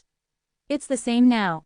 Yuan's gaze, who pointed his sword at Jiangoa, swept across the cracked interior of the Buddhist hall. It looks like you haven't sealed Sun Ogong yet. You had to stay in this place for that. I heard that he was an extraordinary man. Unbefitting the situation, Yorei laughed. I thought he had a lot of attachment to life, but he's so relaxed. Why, did you think I'd beg for my life at the end? A little. This was just my arrangement for reincarnation. If I was really afraid of death, I wouldn't have been able to enter nirvana. Jigsaw. Yorei's words were cut short. The pain in his head grew stronger, and the pain from the headache began to spread throughout his body. Quajajajajic. And with that, hey, what are you doing? Hurry up and cut this kid, Inma. Sun Ogong's voice, which he had not been aware of, also penetrated his mind. Yorei's consciousness, which had fallen asleep in Jiangoa, took over Sun Ogong's body, and Sun Ogong's consciousness was trapped in Jiangoa instead. If I had had a little more time, I would have been able to completely seal Sun Ogong's consciousness. Now, not only did they have to deal with Wuan and Wumawang, but also the consciousness of Sun Ogong, who had started to rampage inside his head. I didn't want to do this, but... Shu Kwok. Was it the voice of Sun Ogong, who was making a commotion inside the Jiangoa? Check. Wuan's sword, which was aimed at the Jiangoa, precisely cut off the Jiangoa that was covering the head of Yorei. I was thinking of doing that. Chirp, chirp. The pleasant sound of birds chirping tickled his ears. As his blurry eyes opened, the sunlight stung his eyes. Sun Ogong regained consciousness and got up. In front of him was Wuan, and behind him was Wumawang. As if they were guarding him. Skak. Wuan, who had been standing with his sword drawn, put it back in its sheath. Sun Ogong looked up at Wuan with a questioning look. Your eyes are still hazy, so it seems like you've come back to your senses. Do you want to fight? You're more convincing when you speak to the one who saved you like that. Pock, a vein popped out on Sun Ogong's forehead. Wu Wan's lips curled up as he became more convinced by Sun Ogong's reaction. Wuma Wang, who had been planning to swing his Hon Chul Khan at any moment, also put away his weapon and returned in front of Sun Ogong. Are you okay? I'm fine. You look like you were sleeping well, so I'm sure you're fine. Wu Wan answered Wuma Wang's question. Then, Sun Ogong glared at Wu Wan. It was a look that said, "What are you talking about?" to someone who just woke up from fainting. You fainted. I was sleeping. You fainted. I was snoring. Why don't you fight me? I already won that fight. You know that, right? Og, this is pissing me off. He couldn't win with words. Sun Ogong always won when it came to fighting, but he had never won with words. But this time, Wu Wan had won, even if it was only half, so he couldn't help but feel even more frustrated. Moreover, it was true that he had regained his body thanks to Wu Wan. But I'm glad. Wu Wan looked at Sun Ogong, who was rolling around on the floor screaming. Yore, I arrived before that guy could completely control this guy's body. Creepy, creepy. Why on earth did even the sight of him rolling around on the floor and throwing a tantrum send chills down his spine? He was weaker than me back then, but even if he had only lived 100 years, he would have become stronger than me. As a monster, his talent was that great. He wondered anew. He wondered how strong Sun Ogong would be now that the seal of the Jian Goa, which Wuma Wang had seen, had been released, suppressing the power of the monster. I should find out in advance. In order to make plans for the future, he needed to assess Sun Ogong's abilities. Are you really that mad? At Wu Wan's question, Sun Ogong, who had been rolling around on the floor, suddenly stopped moving. Having known Wu Wan for a long time, he could already anticipate Wu Wan's next question. Then let's have a go at it for old time's sake. Chapter 458. Yu Wan had barely managed to dodge Sun Wukong's fist, but he didn't have the time to predict his attacks and counterattack. The long horn was broken, and only 3 hours had passed since the seal was released. And now, Yu Wan and Sun Wukong were fighting again, hitting and kicking each other. Quang, poof, poof, poof. The birds that had been quietly sleeping in the mountains flew up into the sky at the untimely noise. The mountain animals, even though their sleep had been interrupted, didn't dare to get angry or show their teeth. Instead of resisting the beings with incredible power beyond that of predators, they chose to abandon their territory. And at a distance from the fight, King Uma, who was riding on Wukong's somersault cloud, clicked his tongue and looked down. How come the two of them, who are the only brothers, are so alike? As he muttered, King Uma's hands were full of beef jerky that he had gotten from Yuan. Just like how one would prepare popcorn before watching a movie, one couldn't miss out on snacks when watching something fun. Chomp, as he put a few pieces of beef jerky in his mouth. What a shame. Quang, in his downward gaze, he saw Sun Wukong's fist being driven into the ground. Yuan's body, which had barely avoided the fist, staggered. Once his balance was lost, it seemed difficult for Yuan to even swing his sword. I won't be able to watch for long. It was the opposite of what he had said earlier about being immature. But this fight was that fun. No, it was amazing. You've become a monster more than I thought. Sun Wukong and Yuan's fight. It was going more one-sided than he had thought.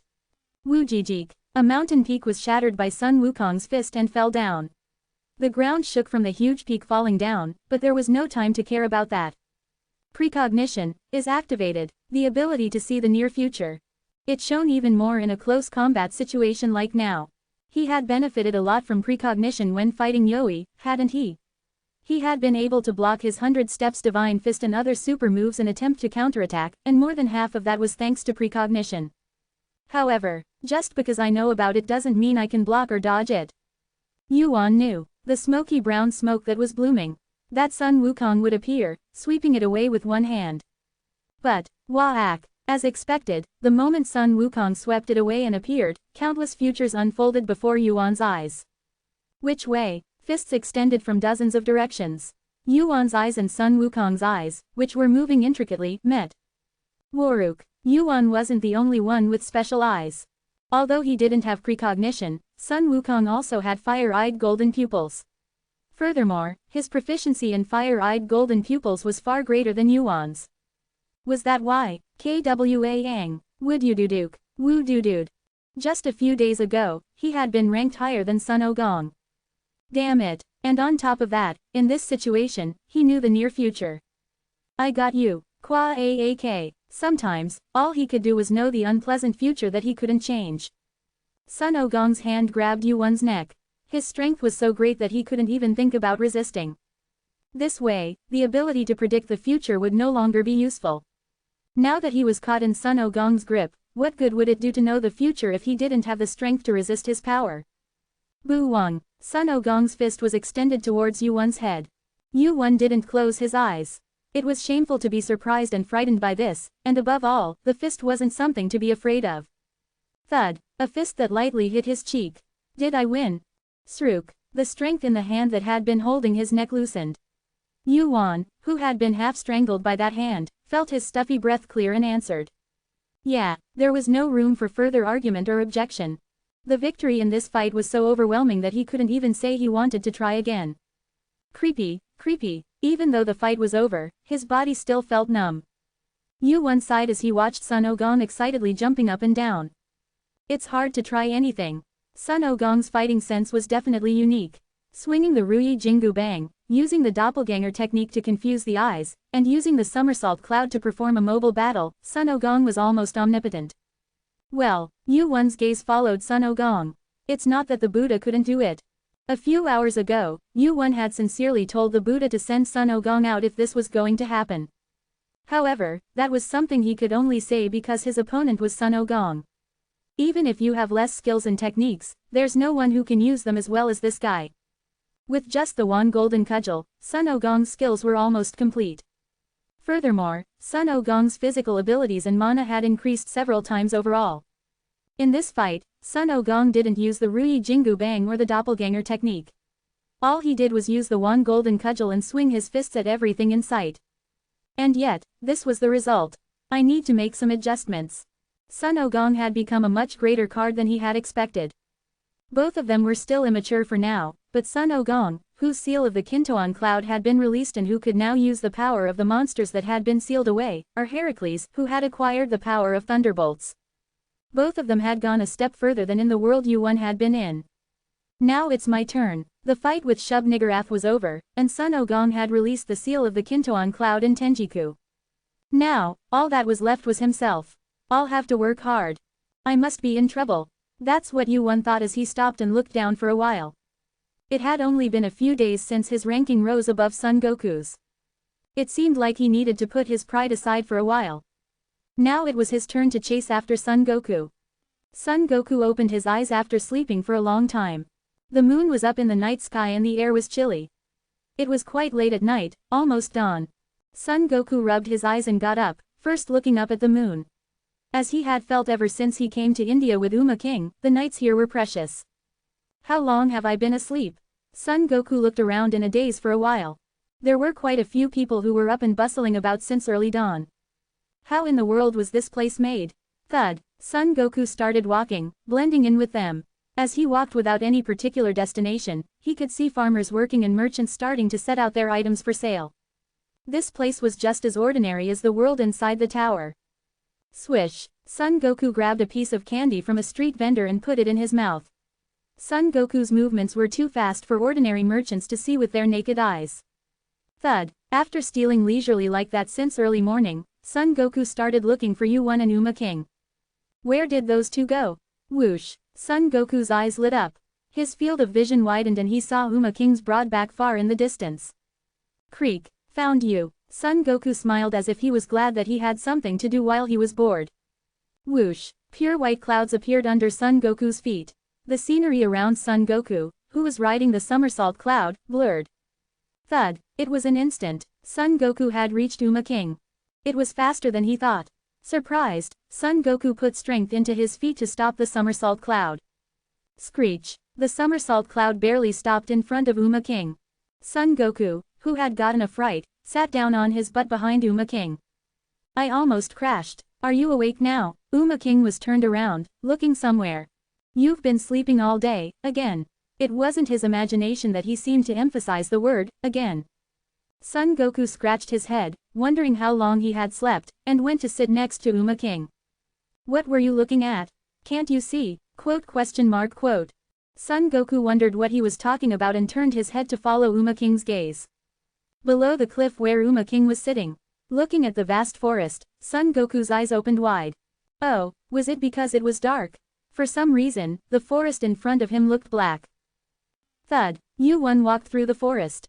The blackened forest was darker than the sky at dawn when the sun had yet to rise. I didn't think I'd see this again. Yu-Won stopped and looked down for a while, as he always did. Today, he saw Dan-Ah, who was following him as usual.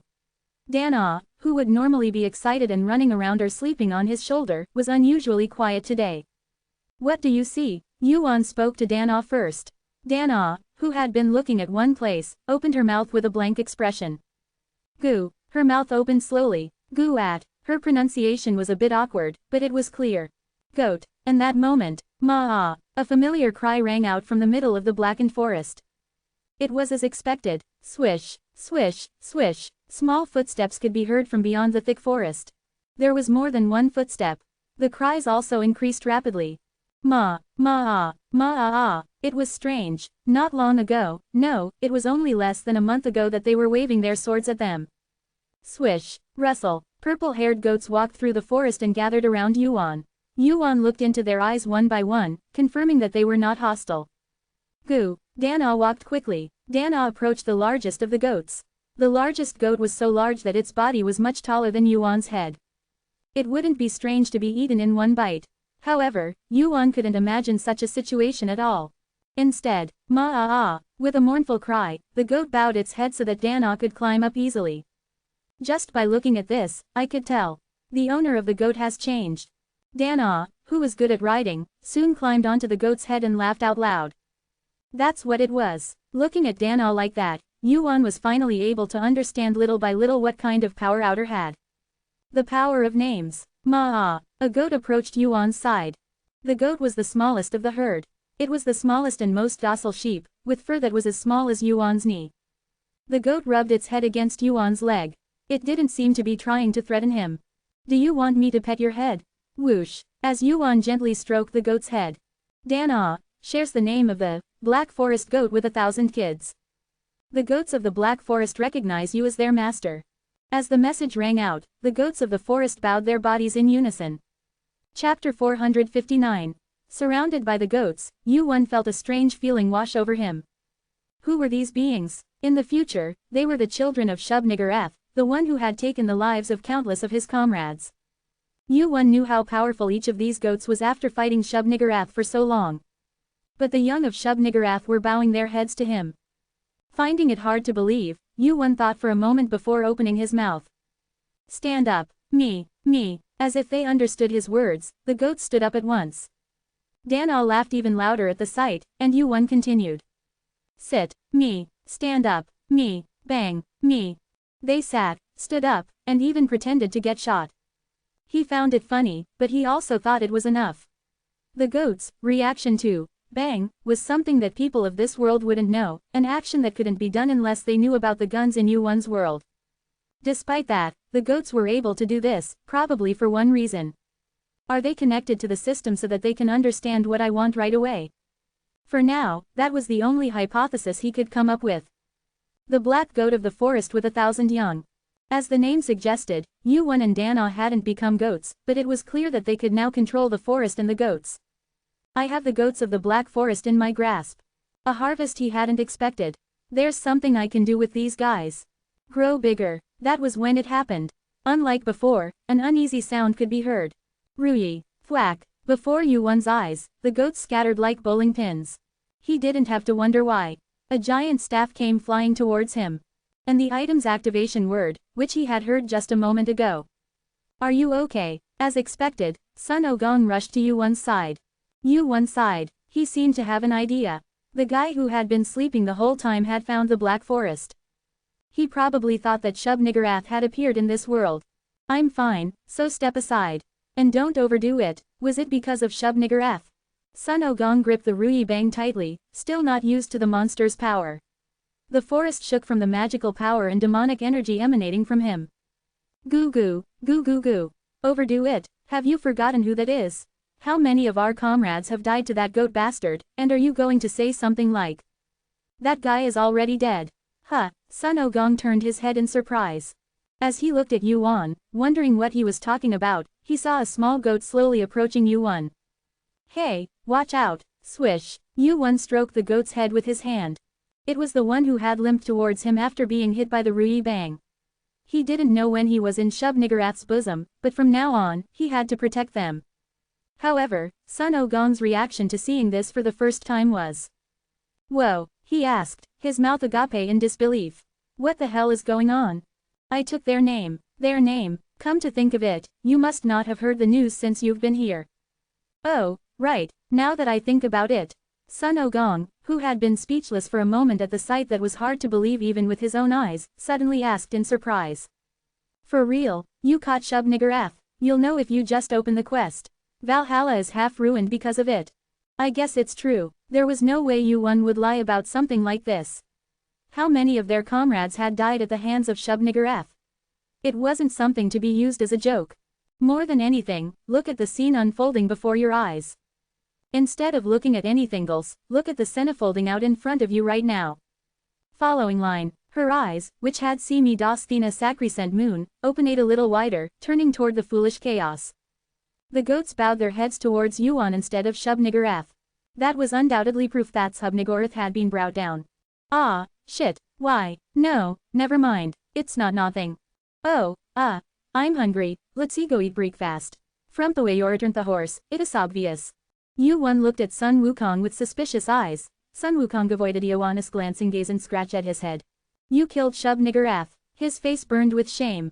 "All that pride I had from yesterday feels like such a waste." While Yuan was defeating Shub-Niggurath, he was Stangled and her Lystrapan struggling. Kinto unappeared beneath Sun Wukong, who was watching the timing. In an instant, while Yuan was looking down at the goats below. Thud, with a loud noise, Sun Wukong flew over the black forest riding Kinto Un. Sun Wukong's figure quickly turned into small dotan disappeared. Yuan nearly burst out laughing on the spot. "I think I have a general of what subto." Sun Wukong had been looking forward to the fight with Shub-Niggurath. Of course, the reason for this was because in the future, Noon had ever caught Shub-Niggurath. However, considering that I hadn't been able to play an active role in that fight and it only caused trouble here, it was understandable why his face burned with shame. It's for the best. That guy's biggest problem is overconfidence. If this incident could serve as stimulation for Sun Wukong, then it wouldn't be bad. Sun Wukong, trying to harden himself. Just the existence of such Sun Wukong made him feel reassured about future battles. Yuan's gaze fell upon the Black Forest. No, it is truly the beginning. Shub-Niggurath was dead. This incident would probably be taken us a big problem outside as well. At among the outer gods known by Yuan, Shub-Niggurath's ranking was at least second. Perhaps, just perhaps, the fight might become a bit more earnest. In that case, I may have to hurry things up from this side. He had already achieved better results, and at a better pace, than he had originally planned. If both the past and the present changed, the future would change as well. Since many of the plans had been ruined, the foolish chaos would not act in the same way that Yuan remembered from the future. For now, unbeknownst to him, the goats had been hit by Sun Wukong's Rui Jingubang and flown away were returning Gonbi one to Yuan's side. And among those goats, I need to find out more about this guy. Yuan thought to himself. Ash whispered at Dan Ah, who, for some reason, was smiling more brightly than usual. The key to this battle would probably be Dan Ah. Outside of the tower. Under the perplexity, miserable cries rang out. Ah! Ah! Ah! Sounds of nothing but lament. The foolish chaos, who had been taking in this sound for a while, muttered in an annoyed tone. "I guess that goat substancy swinging heavier on Methana thought." The foolish chaos rolled Das Malorb in the palm of his hand. Click I trolled with an obnoxious noise. While Ahe was fiddling with it, the purple sky began to shake like a ruffled feather. The foolish chaos raised his head. Cold at behind imagination, he had the feeling that the sky was reprimanding him. "Are you that angry?" asked How. Responding to that question, the sky trembled chaotically once more. Only then, the foolish chaos realized that the sky was looking down upon him. "She was nothing more than a prostitute who entrusted her body to your forest or no name. Please calm down." Crack, it was then, between the hazy, fog-like purple sky. The crescent-shaped eyes opened slightly and turned toward the foolish chaos. "Star that brings destruction, are you also angry?" Z's. The eyes gradually grew larger. Black pupils appeared in the white eyes and looked down at the foolish chaos. He, too, had opened his eyes, which had been closed for a long time due to Shub-Niggurath's death. But that wasn't all. All the beings in this world were crying. The death of Shub-Niggurath was that shocking. Since the foolish chaos was at the center of it all, it was no wonder that they were angry. Whoosh! Purple fog surrounded the foolish chaos. The foolish chaos sighed as the great beings appeared one after another. Those who were sleeping quietly are appearing in groups. You've gone a bit too far this time. Unlike the others, the fog spoke directly to the foolish chaos. There was no other reason. It was simply because, unlike the sky or the eyes floating above, it had some degree of familiarity with the foolish chaos. I guess I'll be bullied for a while. I think so. Will you do that too? Whoosh. The fog disappeared quietly. There was no answer, but the answer was obvious. You're shy. Thud. The foolish chaos rolled the bead in his hand again. As the foolish chaos rolled his eyes in his hand, his robe fluttered in the wind. I came from the future, didn't I? Time passed. It wasn't that long. 1 year. It had only been 1 year. New players entered the tower, and more than 10 rankers emerged. Normally, the tower would have been a time when nothing happened, just a part of the passing time. However, for Odin, this year felt longer than any other time. Creak. Late at night, someone entered Asgard's royal palace. Thud, thud, without anyone's permission, Odin, who was sitting on the throne, opened his eyes. It was to see who dared to visit the royal palace at such an hour without fear. You've been stuck here for 3 days. You must not be bored. Zeus. 1 year. It hadn't been that long. But he had already seen Zeus, whom he hadn't seen more than a few times in the thousands of years, again. It wasn't a very welcome thing. That much. How did you get here? I just walked in, without permission. I don't need anyone's permission. Neither do you. I see you've become very close. Are we comrades now? If you think so, I can stab you in the face right now. I'm confident with a spear. I'm sure it's much different than a year ago. Amidst the grim conversation, the same smile appeared on both of their faces. They said that fighting made them close. After the fight a year ago, the relationship between the two had changed a lot. As comrades who fought together, and as men who carried the heavy burden of being a king on their shoulders. If they hadn't been in a position where they couldn't move carelessly, they might have often seen each other's faces and shared tea or alcohol. But the small talk was short-lived. Odin, who was interested in Zeus' sudden appearance, asked about his business. You didn't really come here to stab me in the face, did you? Why did you come to see me so late at night? I have something to tell you. Your information seems to be too slow. Something to tell me. That guy moved. That guy is. A light slowly entered Odin's eyes, which had been grimly dead. Hope flickered in his eyes. Odin, who had been sitting on the throne with his back against it like a corpse for 3 days, leaned forward and asked. Where? Chapter 460. A small village on the 99th floor. A little girl who was running around with a lollipop in her hand stopped jumping and looked up. The child's eyes twinkled beautifully as she blinked a few times. Wow, the clear sky was reflected in the little girl's eyes. Behind the child, who had stopped jumping and was looking up at the sky, her mother approached. Why, look at that. At the sound of her excited voice, the people around her looked up at the sky where the child was pointing. The sky, which didn't seem to be much different from usual. However, there were some parts in the vast sky that were slightly different in color. Huh, what do you see? Look over there, over there. A purple haze blossomed in the sky. The purple haze against the clear blue sky looked very beautiful. Wow, pretty. That was when it happened. A dot appeared below the sky that they were looking at. Bam, huh. The man, who blinked a few times because he couldn't understand the situation, slowly lowered his head and looked down at his chest. Something had pierced his chest. As he realized that he had been pierced by a purple tentacle, all his strength drained away and pain surged through him. Gulp. Awog. Exclamation mark. The tentacles pouring from the purple haze pierced people's bodies. The village was instantly transformed into hell. The little girl who had first spotted the sky froze. Hurry, hurry here, Mom. The child stretched out her hand towards her parents, who were calling her, and her legs trembled. Of course, the tentacles that were randomly falling were much faster than her shaking legs could run. Swoosh, bam, the child squeezed her eyes shut. She thought she would end up like the others who had died in front of her. But that was only for a moment. She slowly opened her eyes, expecting nothing, and what entered her small eyes was. What a mess, really. Someone's back. A man who had grabbed the tentacle that was flying towards the child's head with his hand. He looked up and stared into the purple haze. Crash, rumble, golden lightning burst from the man's hand. Are you okay? The man turned his head and his eyes met the child's. That expression and those eyes were out of place in this horrifying situation. Tears welled up little by little in the child's eyes, as if he was about to cry. Close your eyes again. There's nothing good to see. Creak. The man who spoke moved his foot forward, blocking the child's view of what was about to happen. Right after that, flash, the spear that the man was holding in his hand flew into the sky.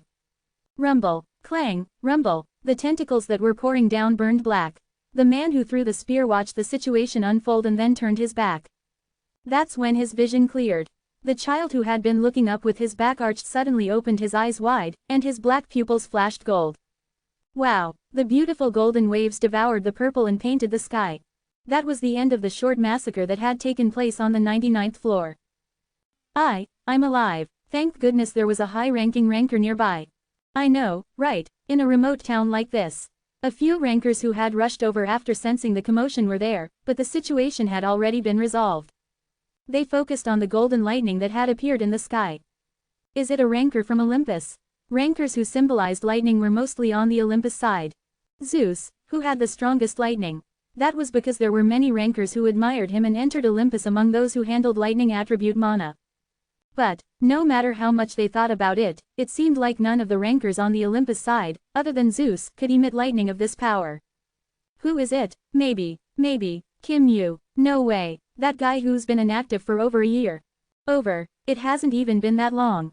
What does time matter? What matters is that guy is a virtual.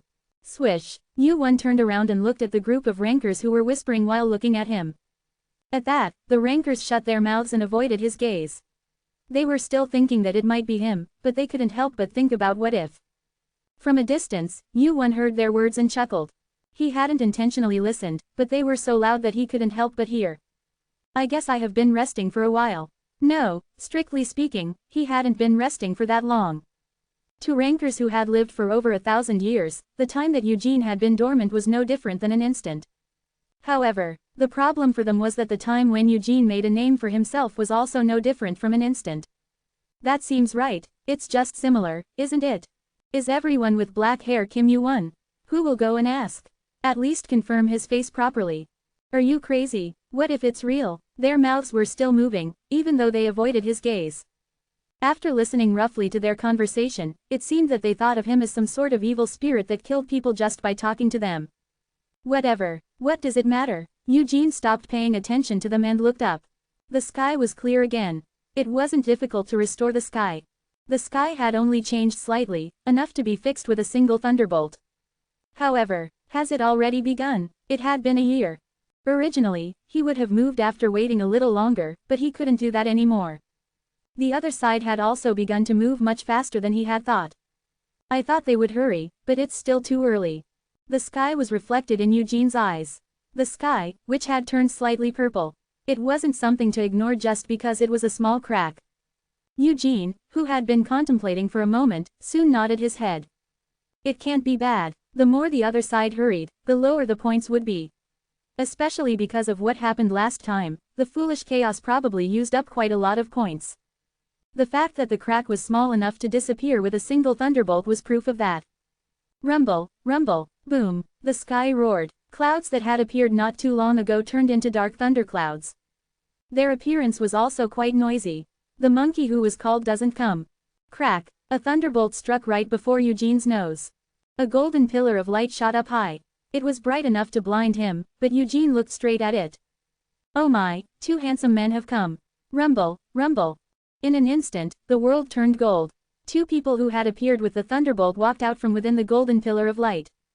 Thud, thud, thud, there were only two of them. However, they were definitely not people who should appear somewhere in this remote village. A handsome young man with golden hair and golden armor. And a silver-haired, muscular old man in silver armor. The rankers who had been gossiping about Yu-1 as they watched him, opened their mouths wide in surprise at the appearance of the two men. Is that really Zeus? Next to him is, oh Odin. Then that must be. The rankers, who had understood the situation, began to step back one by one. It was because they felt like they could be crushed like ants under the feet of those giants. Don't be scared, we're not going to eat you. Odin spoke, noticing the fear of the rankers. The moment they were relieved by his voice, which was small but clear. Get lost. Zeus's sharp voice pierced through the crowd. Yes, sir, got it, I'm sorry. The rankers hurriedly left their seats at Zeus's word. The other residents were also moving away, watching the situation. And Odin clicked his tongue as he watched them. What the hell are they so sorry about? They're so scared that I don't know how they became rankers. Zeus and Odin shook their heads as if they were pathetic. Yuan approached the two men and opened his mouth as if to say that was enough. You're making such a fuss. It's scary. It was obvious. It would have been stranger if ordinary rankers weren't scared of Zeus. Does that matter now? Odin, who had met Yuan again, sighed from the beginning. You've been out of touch. There's no way to know. Where the hell have you been and what have you been doing? Nothing special. Kit must have kept writing. It seems like you've heard the news. Odin spoke with a resentful tone in his voice at Yuan's answer. No one had seen him for the past year, to the point where rumors were spreading that Kim Yuan was just a fictional character, so no one had seen him. But even while he was in hiding, he had been watching the world through Kit. That also meant that he had ignored all the other contacts looking for him. I've been busy, quite a lot, so, did you get satisfactory results? Probably, more or less. A vague answer. Yuan changed the subject by asking a question, perhaps because he didn't want to go into more detail. Did you get any results? For a moment, Yuan and Odin's eyes met. Even though he knew what Yuan wanted to ask, Odin let out a small sigh as if he was going to skip over it this time. Why would I be the only one? It's been chaotic ever since it became known that there's a level that the rankers haven't reached on the 100th floor. You've passed it, though. If I couldn't pass it, who else would be able to? I guess. That's true. It was true. If Odin couldn't do it, then no one in the tower would be qualified to become a god. Yuan had said it to change the topic at first, but now he was genuinely impressed. He's become quite similar to the Odin I know. Odin had already become a god when Yuan first met him. He was always a great being from start to finish, and he had never shown any weakness. It was the same even against Shub-Niggurath. He might not have been able to defeat Shub-Niggurath, but he had the ability to buy his comrades time to escape. Within a year, the tower changed rapidly, and so did the comrades within it. That meant, how's Heracles doing? It must be the same for Heracles. Zeus shook his head at Yuan's question. It didn't mean that Heracles wasn't doing well, but that he didn't know. Contact him yourself. It's not like you're really worried about him anyway. It felt like Zeus had seen through him. Zeus was similar to Yuan in more ways than anyone else. He had realized that Yuan was curious about Heracles' growth, not his well-being. I will. Enough with the useless talk and just follow us for now. Yuan made a curious expression at Odin's urging. He wondered why Odin had come to find him in such a hurry, but it seemed like he had come for a reason after all. Where to? There are things that can't be known through the key. You'll know once you come. Instead of explaining, Odin grabbed Yuan and pulled him. Asgard's ship floated in the sky. Now that I think about it, it's weird. Zeus followed the two of them onto the ship. He had been wondering why, but now he realized that something felt empty. Where's that kid he used to keep by his side?